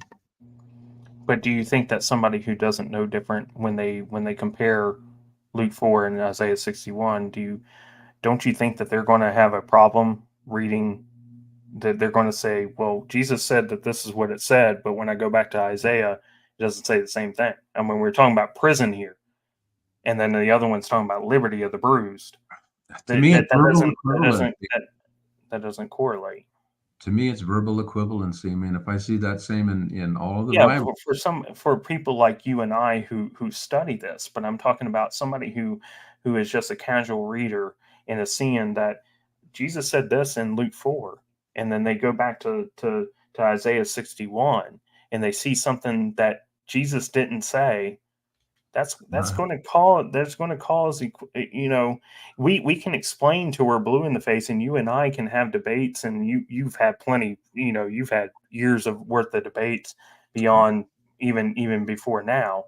But I'm talking about somebody who's going to say, all right, tell me the differences between text. You know, I don't think it's a casual Bible reader that would come up with stuff like that. It's only Bible critics like you know, and others that come up with stuff like that. No, I'm just seeing that Jesus is quoting. It's not critics. It's somebody who is looking at the Bible as a whole, is looking at Luke 4 and seeing what Jesus quoted because he opened the scroll, and he's not saying the same thing that Isaiah actually says within the King. And I'm talking about just the King James Version. I'm not worried about the ESV, the ASV, whatever. I'm talking about the King James Version. And what Jesus read in Luke 4 is not what is in Isaiah 61. So I've never had a casual believer or a young believer come up to me and ask me about that. I've never had I mentioned that, but I'm just saying, factually speaking, Luke 4 does not read the same way as Isaiah 61. That's my point. Yeah, so, it doesn't. Okay, so what's your point? My point is that it's just verbal equivalency. That when they but you won't apply that same standard to other Bibles who have the same dynamic or equivalent behavior. It's not the same. You won't apply that to other Bibles. That's the problem. Is you claim that here because it promotes your King James onlyism, but you won't apply that same standard to other Bibles. That's the point. And you claim that I'm my final authority. No, I'm giving you Bible examples within the Bible where it's inconsistent, and you're telling me that man's my final authority. What universe do I live in? Your own, apparently. I didn't say that I say you're your own authority, not other men. It's just you criticize the King James Bible. You think it has error, and yet you say the Bible's your authority. But yet when you are questioned about what your final authority is, and I tell you, you say God, but you openly admit that you have zero. You admitted zero. You used the word zero with me in private conversation, that there is no scriptures and no biblical authority that defends that we should only be reading the King James Bible. And I'm sorry that when I was on the most extreme side of King James onlyist, preachers used to stand up in front of the pulpit and tell me that if somebody stands up in front of you and tells you to do something or not do something that is not in the Bible, then you need to run away from it. And that's that. And if there's any one takeaway that I can take from that extreme, that if somebody's going to tell me something that is not biblically teaching in God's word, I need to run. And especially when somebody tells me that there is zero evidence or scriptures or Bible verse that promotes onlyism, then I need to run. I'm sorry, the Bible, God, is my final authority. Gentlemen, actually, Will, if you wanted a quick final word, and should we move on to topic number 5? Yeah, let's move on. Sure.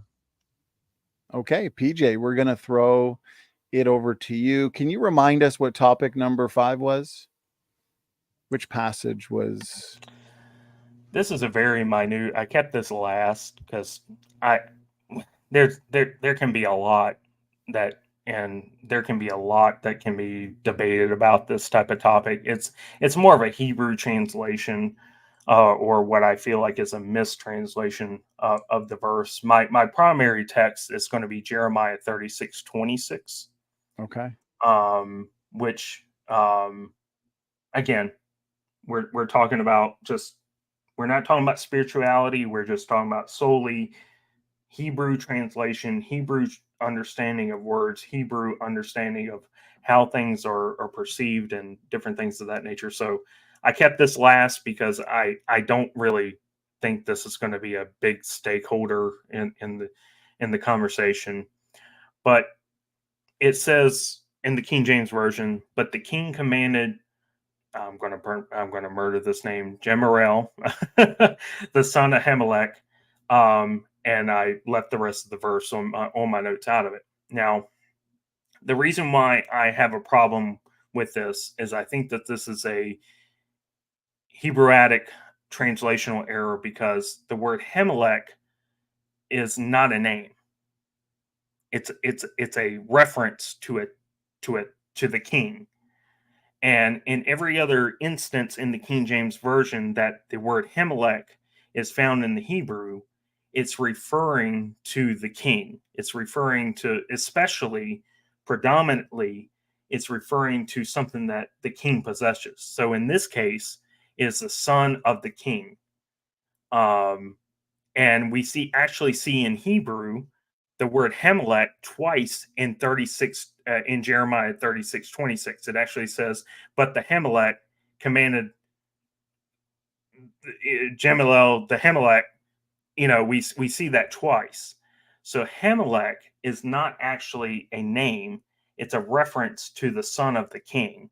And again, as I mentioned in Genesis, Numbers, Samuel, Kings, the word Hamelech is more of a reference of a possession of the king's command, the king's deliverance, the king's, instruction, the king's son, and different things of that nature. Again, we don't have to get strong into the weeds about this, but I do think that this was a translational error, because the word Hamelech in Hebrew, even today, just simply means something of the king. PJ, I appreciate that. Will, let's now throw it over to you. Go ahead. Floor is yours. Sure. Yeah, it's only like the new versions. New King James has gone along with this. The ESV and the NIV, they say, and the king commanded Jerahmeel, the king's son. That's how they translate it, instead of the son of Hamelech. Agreeing with the King James Bible that Jerahmeel was the son of Hamelech and not the king's son, we've got the Hebrew Interlinear, we've got the Jewish Virtual Library, 1997. The Ancient Hebrew Bible, 1907. Again, we go back Wycliffe, Coverdale, Great Bible, Matthew's Bible, Bishop's Bible, Geneva Bible, even the Dewey Reams, Darby, Young's, the Hebrew Publishing Company, 1936, the Concordant Literal Version, Literal Translation Version, Jubilee Bible, 2010, God's First Truth, Modern English Version, 2014. Many Bibles, and Luther's German Bible read that way. So does the German, Schlachter Bible. We've got the Dutch Bertolini, the Spanish Sagradas Escrituras, and Spanish Reina Valera. Many foreign languages translated exactly the same thing. So does the modern Greek Bible. There's a modern one out there, and it reads just like that, the son of Amalek.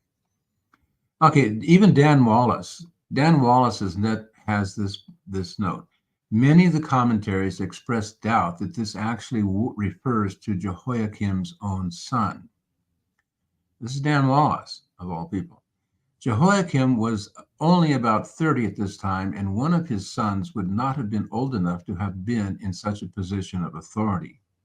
The same doubt is expressed about the use of this term in Jeremiah 38:6 and in 1 Kings 22. Rather than referring to the king's own son, the term can indicate a member of the royal family. John Gill, he commented, it rather seems to be the proper name of a person, one of the king's servants. Jameson, Fawcett, and Brown, Hamelech, not as the margin, which says of the king. Jehoiakim at this time, the 5th year of his reign, had no grown-up son. Jeconiah, his successor, was then a boy of 11, and it compares 2 Kings 23. The name does literally mean son of the king, but I once had a boss at a language school I taught in Ecuador, and his name was Basil, or Basil, however you pronounce it. It comes from the Greek word basilikos. It means king, noble, or royal.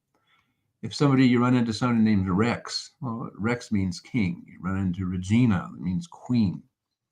The Bible itself, we have examples of how a lot of these noble names. Jehoshaphat, Jehovah judged. Jehovah is he, that's Jehu. Sarah, her name was Sarah. It means princess or queen, yet she was not either one. So, I think the King James is right. Many other translations have it exactly the same way, all of the older ones. It's just these newer ones that we get into lately. They're the ones that start to change some of these things. So yeah, even Dan Wallace, questions that Jeconiah probably did not have a son that was that old at that time. That's my response. All right. Thank you very much for that response, Will. PJ, let's throw it right back to you for your response. Yeah, I mean, I didn't want to place too much of a stakeholder because there's verses in Jeremiah that refer to the slave of the king. I just think that when you have a translation of the word Hamelech, and everywhere else in the King James Version, everywhere else, every single other instance where this word is mentioned in Hebrew, for some reason, this is the only place that it is contextually, and we're talking about in the same instance where it's talking about the son of whatever, the son of the king, but somehow this is the only instance. So again, there's many debates about this. I knew this was going to be one of my weaker, I put all my stakes in probably my other arguments, but at the same time, in Hebrew, the word Hamelech is a description of the son of the king. And from all understanding that there's no Hamelech during this time. You can say, well, the Bible is more important or the King James is more accurate, and you can just make that claim and frivolously. That's fine. We can have a whole different debate about Jeremiah and Ebed-Elech, whether he was a slave of the king or whether that was just a description or whether Hamelech. But everywhere else in the King James Bible, my point is, every time that you see the word Hamelech that coincides with the King James Bible, it just simply is a description of the son of the king, or the king's command, or the king's instruction, or the king's court, or anything else. It's not describing an actual person. And we talked about descriptions when we talked about Lucifer as well. But I don't want to revisit and hash that out because I put all my stakes and my energy, and to be quite frankly, I'm wore out. But yeah, so again, weaker argument. That was my last point. Thank you very much, PJ. I think this has been a very thorough debate. Before we get into closings and then engage a lot of these excellent audience questions, Will, is there anything you'd like to respond to there? On that particular one, or just as we close? No, on that particular one. Yeah, no, nothing further. Okay, so PJ, as you said, that was the final topic or text, correct? Okay. All right. Yes, we did it. Yeah. Mm-hmm. All right. Very good. Very cool. I appreciate this. I really enjoyed this debate, as it was very similar to the last King James only debate we did, Will, if you remember, with Daly. I like the idea of picking out 5 or 6 texts or trouble passages and engaging them for a couple hours. We got a couple more debates coming up. June 28th, we just booked you, Will, you and James Snap Jr. So that should be a lot of fun as well. For those in the audience that want to, I'm just going to mute you real quick. Well, a little bit of feedback, but for those in the audience that want to get involved in these King James only and Bible translation debates, please reach out to me. And there he is, James Snap. So I'm looking forward to that one. That is going to be Clash of the Titans, you could say. Will and James Snap going at it. So going to be a lot of fun. June 28th. And so anybody else who wants to get involved in the Bible translation debate, those on any side, reach out to me, Standing For Truth Ministries at gmail.com. and we will do our best to fit you into the schedule. And those also who want to debate will pick out specific passages, and we'll set something up. Okay, so PJ and Will, excellent job tonight. It's been a lot of fun. PJ, we're going to give you the first closing statement.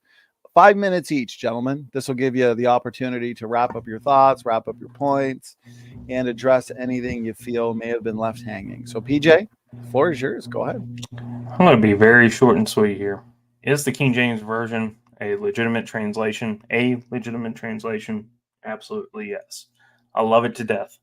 And as I said in my opening statement, you're always going to hear me quote from it. You're always going to hear me study it. My first Bible ever is the King James Version. My last Bible I was ever given and gifted was the King James Version.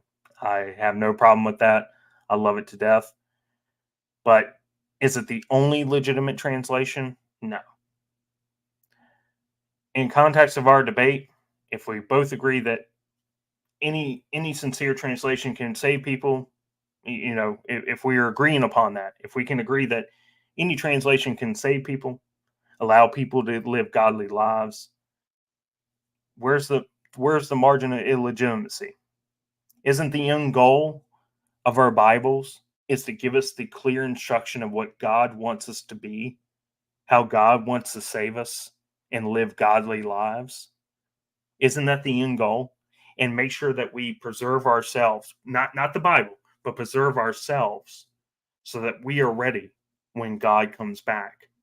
And if my opponent and I can agree on that middle ground, at least, that, hey, people can still get saved by these other translations and still live godly lives, even if they're not King James only. Really, at the end of the day, why do we even need to have this debate? We're agreeing upon the same premise here. So I believe that the end goal is, as long as a Bible translation can lead people to Christ, can get saved, promotes the blood atonement, can get people right with God, then it's a legitimate conversation, or a legitimate translation, rather. I used the wrong word. Translation. And I do believe that the King James Version is one of those legitimate translations. PJ, thank you very much for that closing statement. We're now going to hand it over to Will for his 5-minute closing statement, which means to everybody in the audience, you got 5 more minutes until our audience Q&A. So if you got a question or a challenge for our guests, make sure to send them in. Will, go ahead. You got 5 minutes.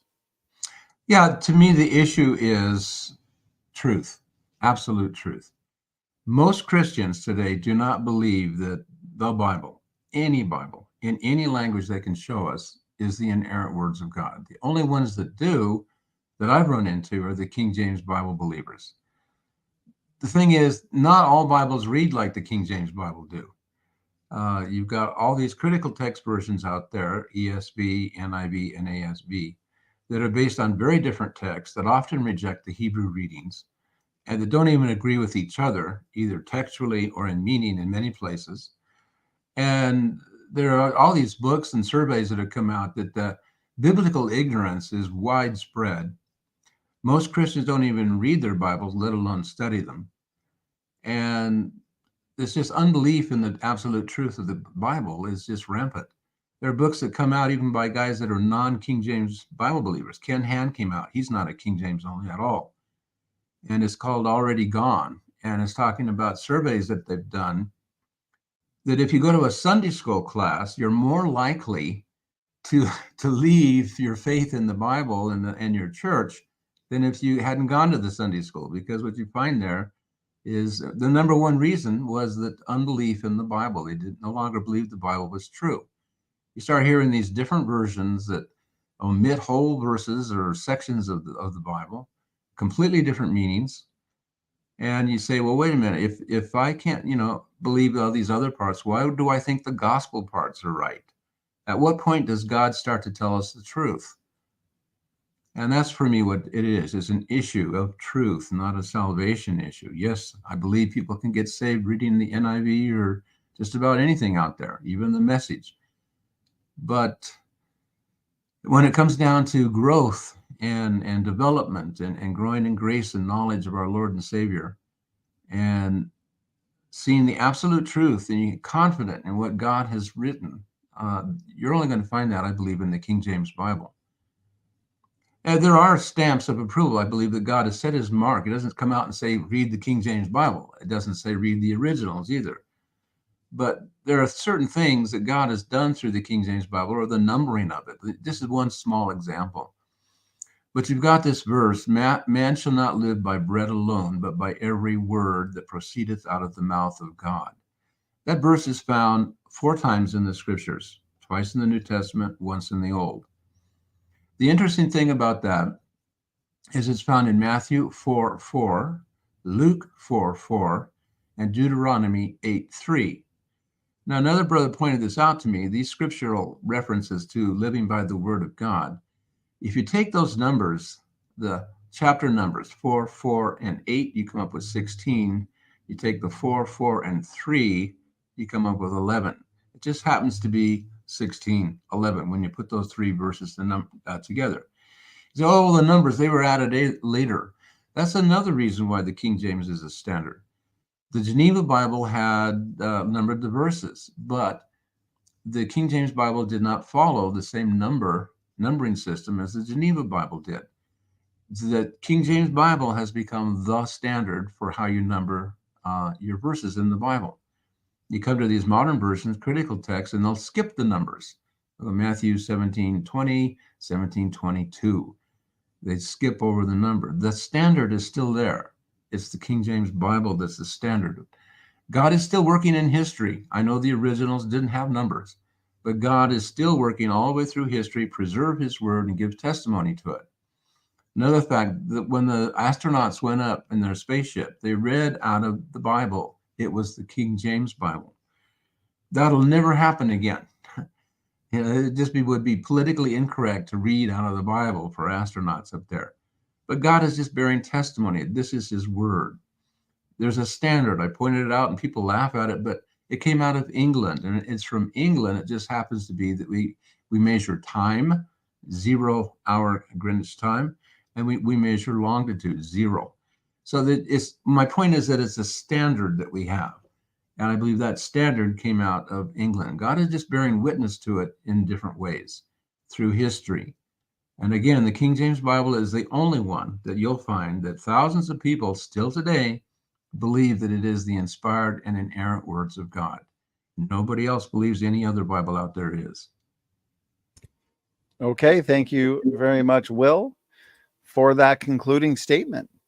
Gentlemen, that concludes our openings, rebuttals, discussion, and concluding thoughts. And so I do appreciate your time and also the work put into the preparation for tonight's King James only debate. And so let's now move into our Q&A. And so it looks like we have some excellent questions here to engage. So I'm curious to see how you gentlemen will interact with these. So we'll start with question number 1, $10 super chat. I appreciate it. Comes in from Phelan McFallon, all things eschatology. Question for Will.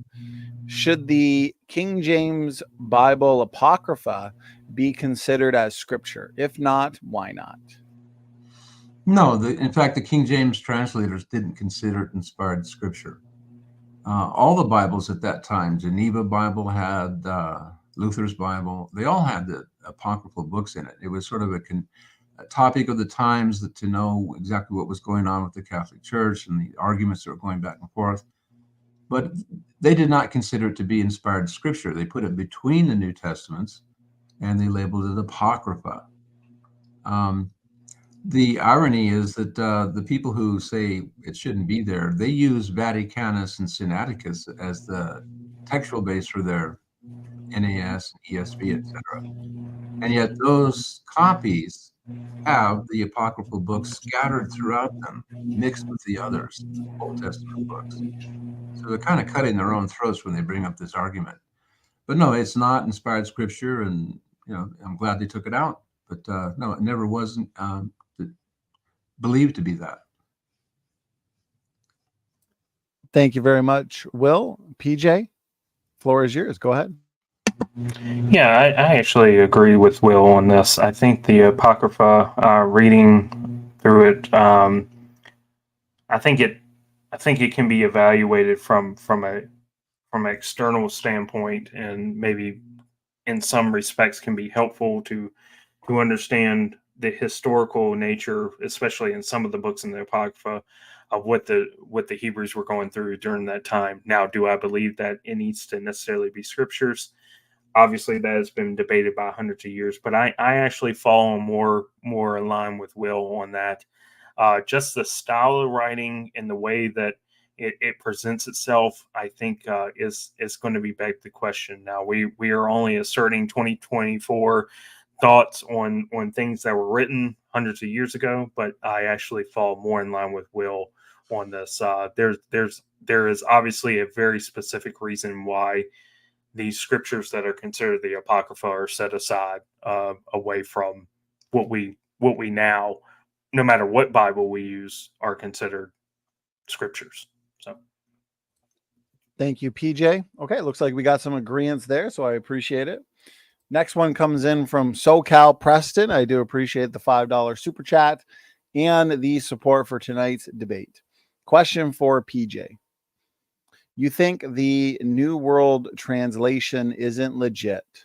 Why is the King James Bible legit if the New World Translation agrees more with the new versions than the KJB? Updated NWT has John 1:1 footnote was God. well, we can nitpick on a lot about different Bible translations, about whether the New World Translation or the Passion or the Message is a legit translation in specific areas. Yes, there are specific areas that you can look at certain scriptures where you can say, well, they glorify the blood, or they glorify the deity of Christ, or they uphold the reverence of Christ. But there are many other instances where the New World Translation, the Message, the Passion, whatever else I mentioned before, where they actually lay some doubt about the deity of Christ, or his authority, or even the blood itself. So we won't be getting a lot into that in depth, but when I have looked at certain scriptures and different things of that nature, when it comes to those particular Bible verses, I have actually come away with verses that say, if somebody didn't know any better, they would read this and they would walk away having actual doubt about whether or not they're saved, or whether they're saved under the blood of Christ. So that's where I align a lot with Will about those certain translations where they actually are corrupt, and that I think that they contextually give more doubt than reason, to be quite honest. Thank you, PJ. Will, floor is yours. Oh, just a little thought on that is that it's interesting that the Jehovah Witness New World Translation, basically the verse they usually object to is that John 1:1. In the beginning was the Word was with God, and the Word was God. It'll say the Word was a God. They all, scream to high heaven about that one, but they seem to ignore the fact that the rest of the Jehovah Witness Bible is based on the same Nestle-Aland Greek text as your ESV and your NIV and your New American Standard. It omits the same verses. It has many of the same translation, and omits many of the same phrases. It's based on the same Greek text. So are the modern Catholic Bibles. The older Catholic Bible, like the Douay-Rheims, was much, much better textually than the modern Catholic Bibles, like the St. Joseph New American Bible or the New Jerusalem Bible. Those Bibles are based on the exact same Greek text as the ESV and the NIV. It's called the United Bible Society. And they come right out and tell you that it's under the supervision of the Vatican. They just come right out and tell you that. on page 45 of the Nestle-Aland text, 27th edition. It's not a secret. So, yeah, I mean, I just find it ironic that they criticize the Jehovah's Witness, and yet they use versions that are very, very similar to it textually. Thank you, Will. PJ, the question was for you. So if you want, you can have the last word. No, I've said what I need to say. You have to, it's not about one particular item, even though me and Will are talking about one particular item within the King James Version or other versions. But when it comes to the New World Translation, I talked about in my opening statement what actually makes something more legit or non-legit. I'm using the cool word phrase, legit.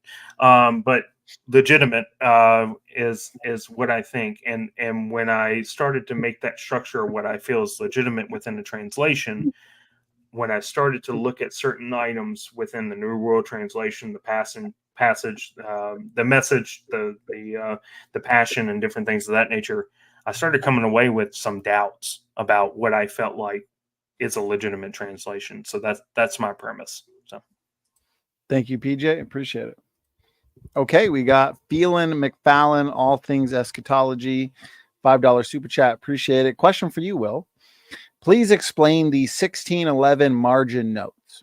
These provide alternate translations of the Hebrew and the Greek. If the King James Bible is perfect, why not one translation?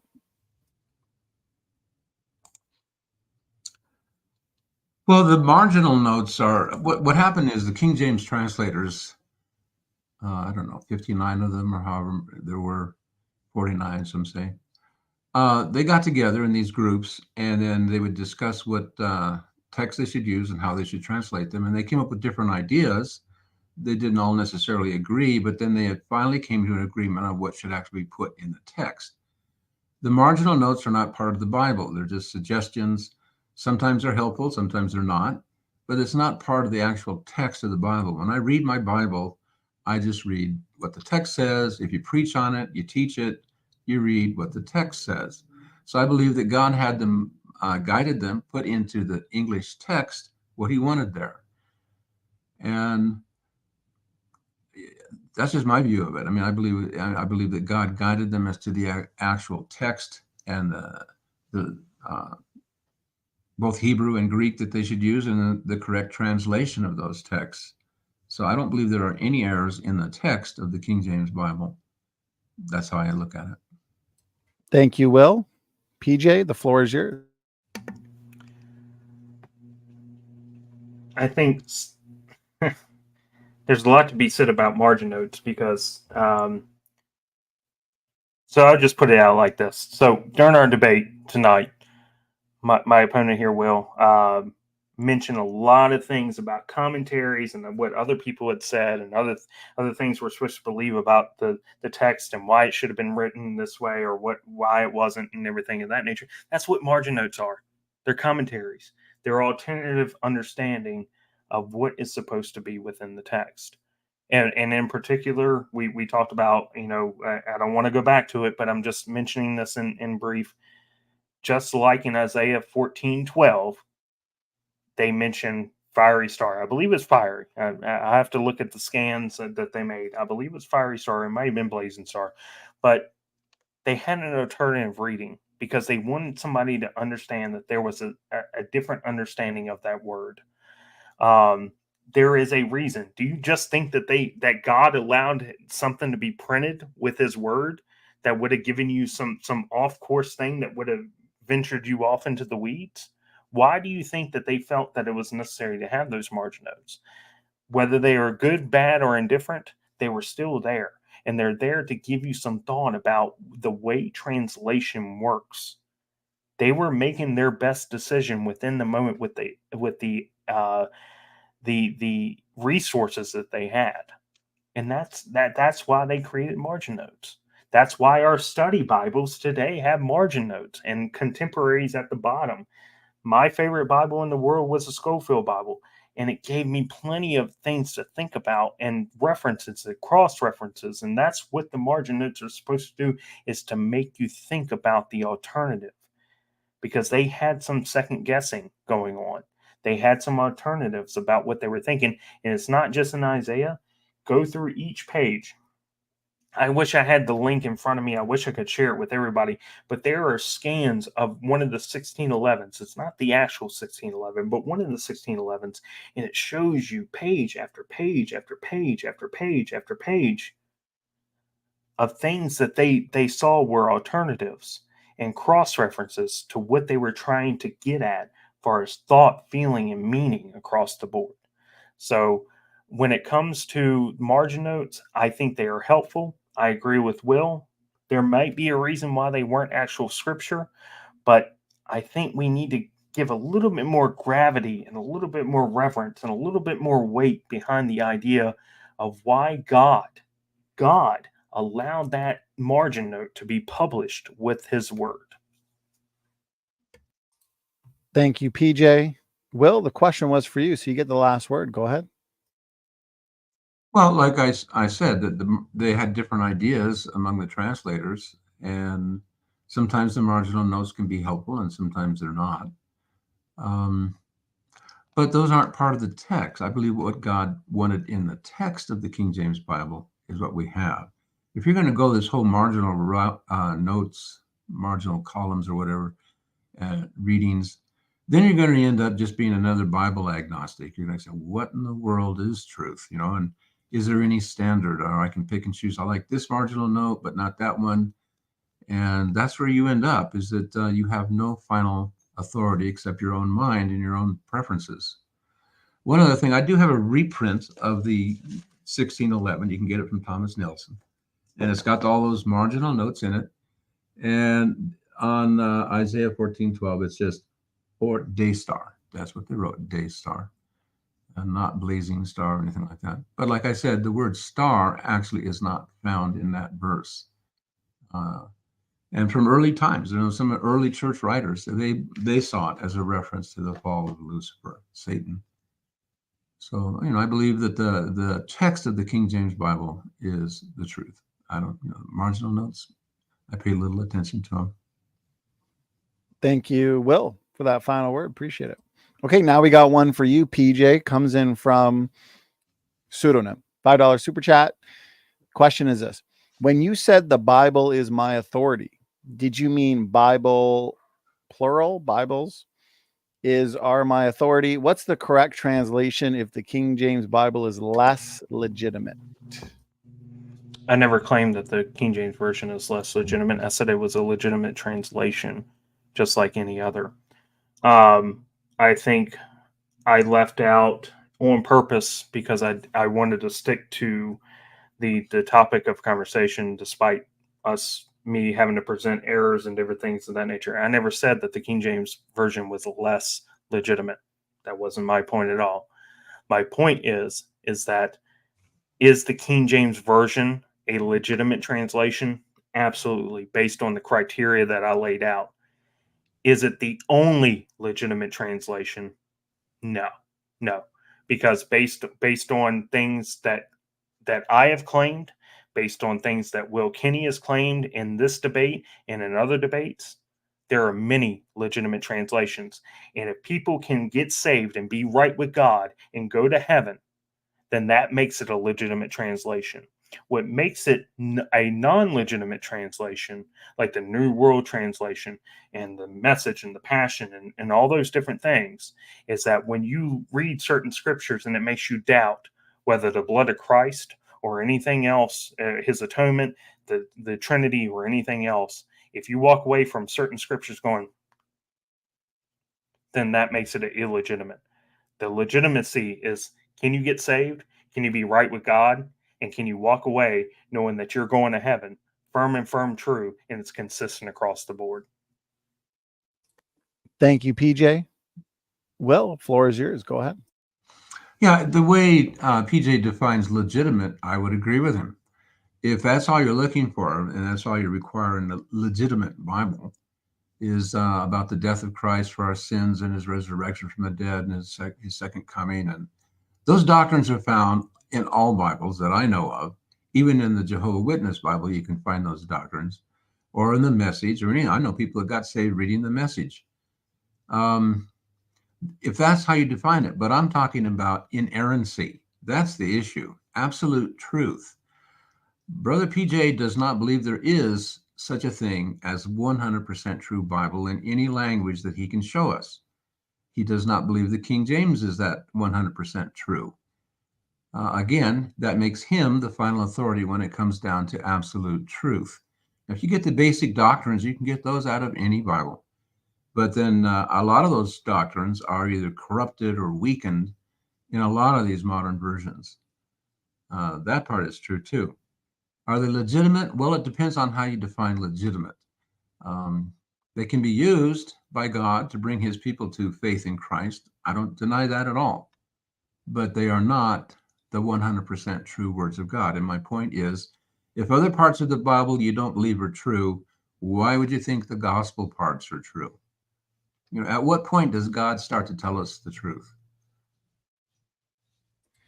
Thank you, Will. PJ, you get the last word. Go ahead. He just opened his statement to say that based on the criteria that all Bibles are legitimate, and then he said, well, we're not really talking about legitimacy. This whole debate is based on legitimacy. It's based on that word. You opened your statement saying that all Bibles are legitimate. You even gave credit to the New World Translation, and then you said, well, if we're talking about legitimacy, then we have to do this and this. This is what I have a problem with King James onlyism, is they say things on one side of the sentence and they say another thing on this other side of the sentence. The key point here is that at the end of the day, does a Bible translation promote the Trinity, the blood of Christ, and allowing us to go to heaven? We can go into the blue in the face until the day's end. That's what this is all about. And we have defined clearly that it's not just the King James Version is the only legitimate Bible. Will Kinney just said that the New World Translation could be considered a legitimate translation. And he's seen people being saved based on it. I don't know. God, I'm closing on that. Okay, thank you for the final word there, PJ. Okay, next question here. Let me find it. Comes in from Jason and Caitlin Husser. Thank you very much for the support. Question for Will. Can you explain the age difference of Ahaziah in 2 Kings 8:25 versus 2 Chronicles 22 verse 2? Yeah, we just did this. Okay, the basic Daily Reese debate. Yeah, we just ran through this whole thing. The Hebrew text read exactly as the King James Bible has it. So the Geneva Bible, the Revised Version, the ASB, even the RSV and the New RSV and the New King James. It says that Ahaziah was 22 years old when he began to reign. And all the others agree with that. But then you get into 2 Chronicles 22:2, and it says, let's see, where it is. 40 and 2 years old was Ahaziah. So was it 22 or 42? And the answer is yes, both. Depends on how you're looking at it. The simple solution to this apparent contradiction is that Ahaziah was physically 22 years old when he began to reign. But God had appointed Jehu to cut off the house of Ahab. And as a son of Ahab through marriage, he was 42 years old. When you count the house of Ahab and how long each king reigned, and you get to Ahaziah, it comes out to exactly 42 when he began to reign at the age of 22. So it's taking a look at the whole house of Ahab. So as a member of the house of Ahab, he was 42 years old, but physically he was only 22. And like I said, all Hebrew texts read this way. That's how the Hebrew Bibles read, and all the early versions read that. In fact, even some of the modern ones still read that way. Critical text versions still read that way. So there is an explanation for it. And you go into the commentaries, and some of them will explain it in that way. That's how it, just briefly, because we've already covered this particular topic, but yeah, that's the Hebrew text. That's how it reads.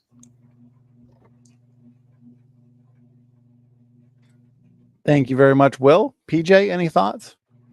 Yeah, I mean, I actually agree with Will on this. I mean, you'll find, I brung up the king of Babylon and different things of that nature in Isaiah when we were talking about the Lucifer debate and different things.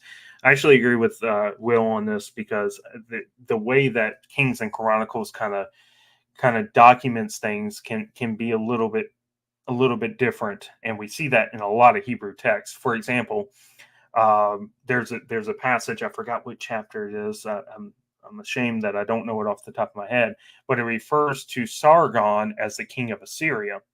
And when I was referencing Isaiah 14, I referenced that Sargon was the king of Babylon. The thing is that it depends on what region that he was in. Sargon didn't capture Babylon until the last 5 years of his reign that he was the king of Syria, but there was a long lineage of Neo-Assyrian rulers. So when he captured Babylon, he was then considered the king of Babylon, loosely speaking. So there's a lot of loose language there, just like with here with the age of Isaiah there.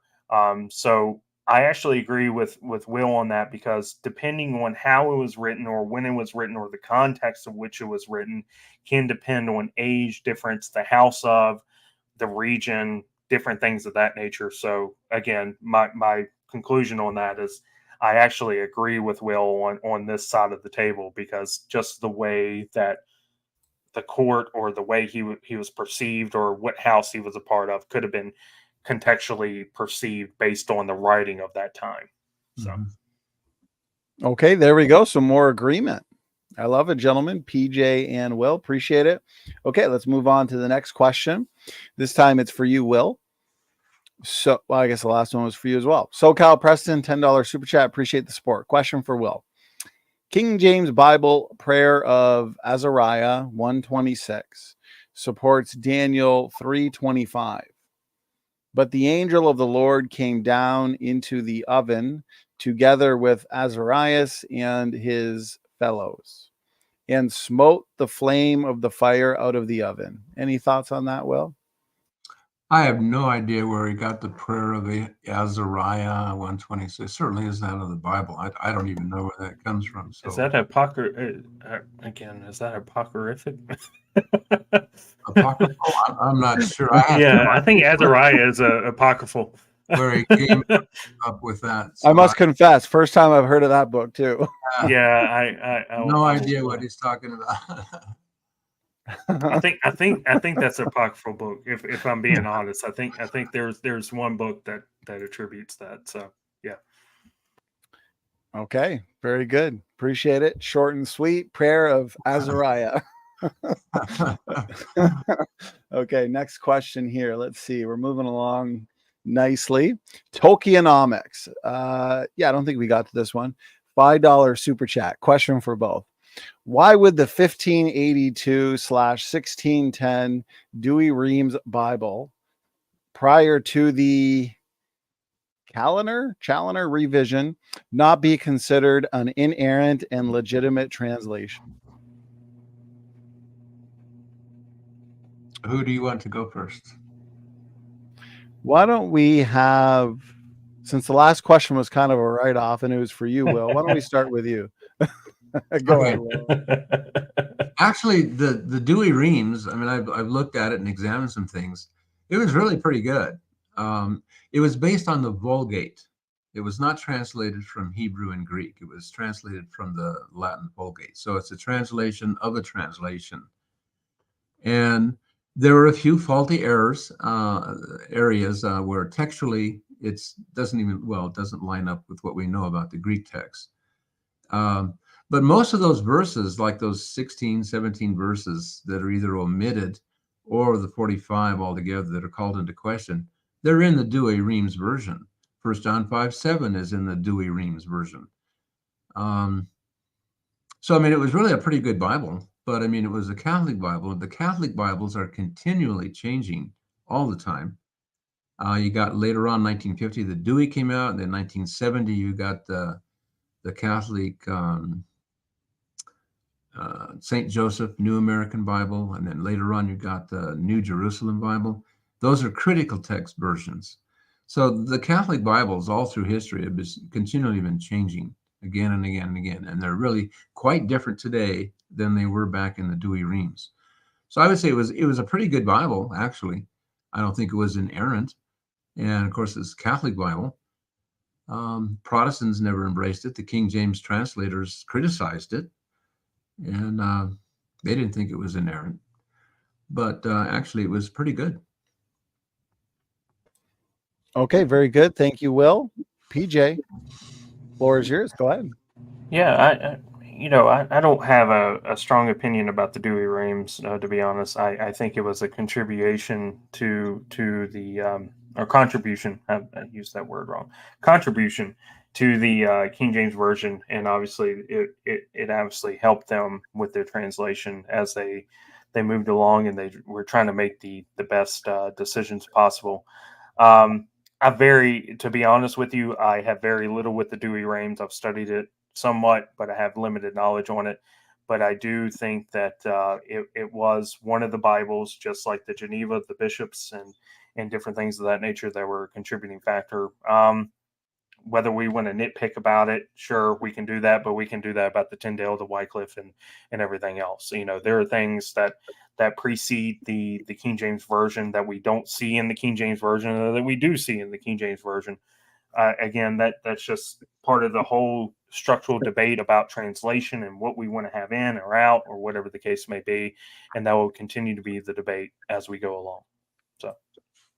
Okay, thank you for the responses. Gentlemen, we got time for one last question, and it looks like it's a question for, well, from Born Again RN.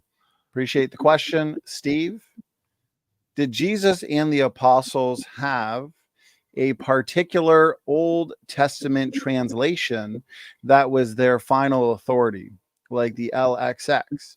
If so, why did the apostles deviate from it and use their own Greek translation? No, that's addressed to me or to PJ?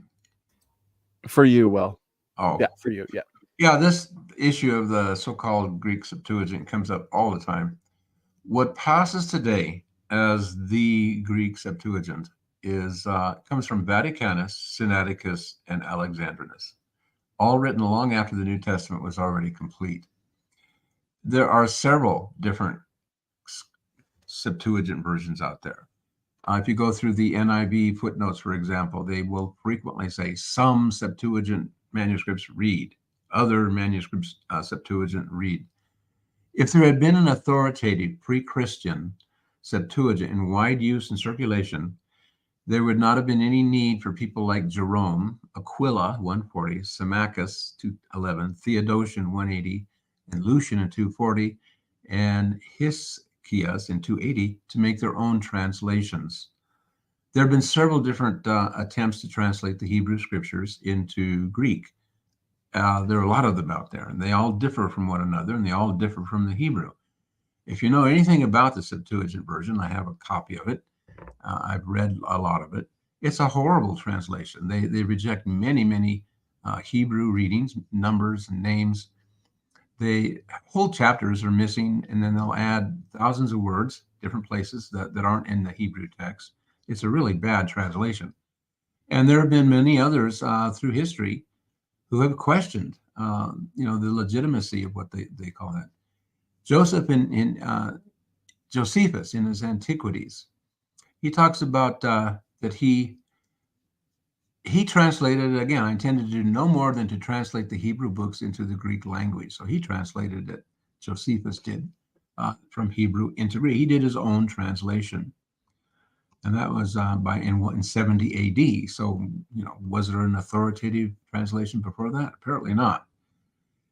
Random versions or NIV notes. I got a bunch of them. Some Septuagint manuscripts.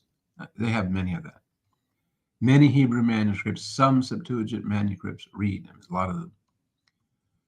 It was interesting, just one little quote. I'll just give it and then I'll close out of this. But John Owen, in his massive commentary on Hebrews, he has this reference. He discusses each passage in great detail about the Hebrew and Greek, along with comments about the Septuagint translations, notice plural, done by Aquila, Theodotion, and Symmachus.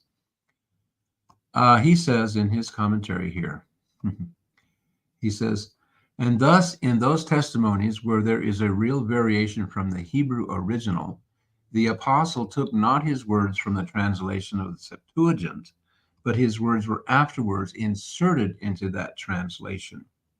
And then he mentions this phrase here. He refers to the Septuagint, the LXX, if any such LXX there were. And so he even questions whether such a thing existed. One more thing, John Gill, in his commentary on Matthew 14:3, he said, here follows in the Septuagint version, according to the Vatican copy, all those passages quoted by the apostle in Romans 3:13 through 18. So again, the Septuagint is very different, but I think that's the smoking gun right there is Psalm 14. You've got all these passages that are come from various parts of Isaiah and other passages that Paul quotes in Romans 3, and suddenly they're all together there in one place in Psalm 14 in the Septuagint. So I think it's proof there again that it was written after the New Testament was already complete. Thank you very much, Will. PJ, any thoughts on that? I think it kind of goes along, not necessarily parallel, but goes along with the point that I made about Luke and Isaiah when Jesus was quoting Isaiah, because Luke was written, 40, close to 40 years after the fact. And, Will has some very good points there. I actually was nodding my head a little bit because I see his points on some things that I've seen as well. I think it really bears the point of, what particular OT translation did they have? Well, one of the theories that I had about asking Will about Luke and Isaiah was maybe they had a different variation. Could be, could not be. That's my point of view. Will probably have some, that's a whole nother debate within itself, probably. But, that does bring a point. But to answer the question itself, it would be really irresponsible to say, well, what did they have? We don't really know what they had. We just know that there could have been a variation based on what Jesus read when he had the scriptures in his hand, particularly Isaiah. Okay, thank you, PJ. Will, did you want a final word on that question? No, not really. No, that's fine. I think I answered it how I look at the Septuagint. All right, gentlemen, that concludes another fantastic audience Q&A. As always, this was a great debate. These debates on Bible translations and textual criticism and the King James only controversy are always very thought-provoking and edifying for myself and also our audience. So PJ and Will, gentlemen, thank you so much for doing this debate. You bet. Thank you. God bless y'all. Okay, God bless, and God bless to the audience. Thank you so much for tuning in. Standing for Truth is out.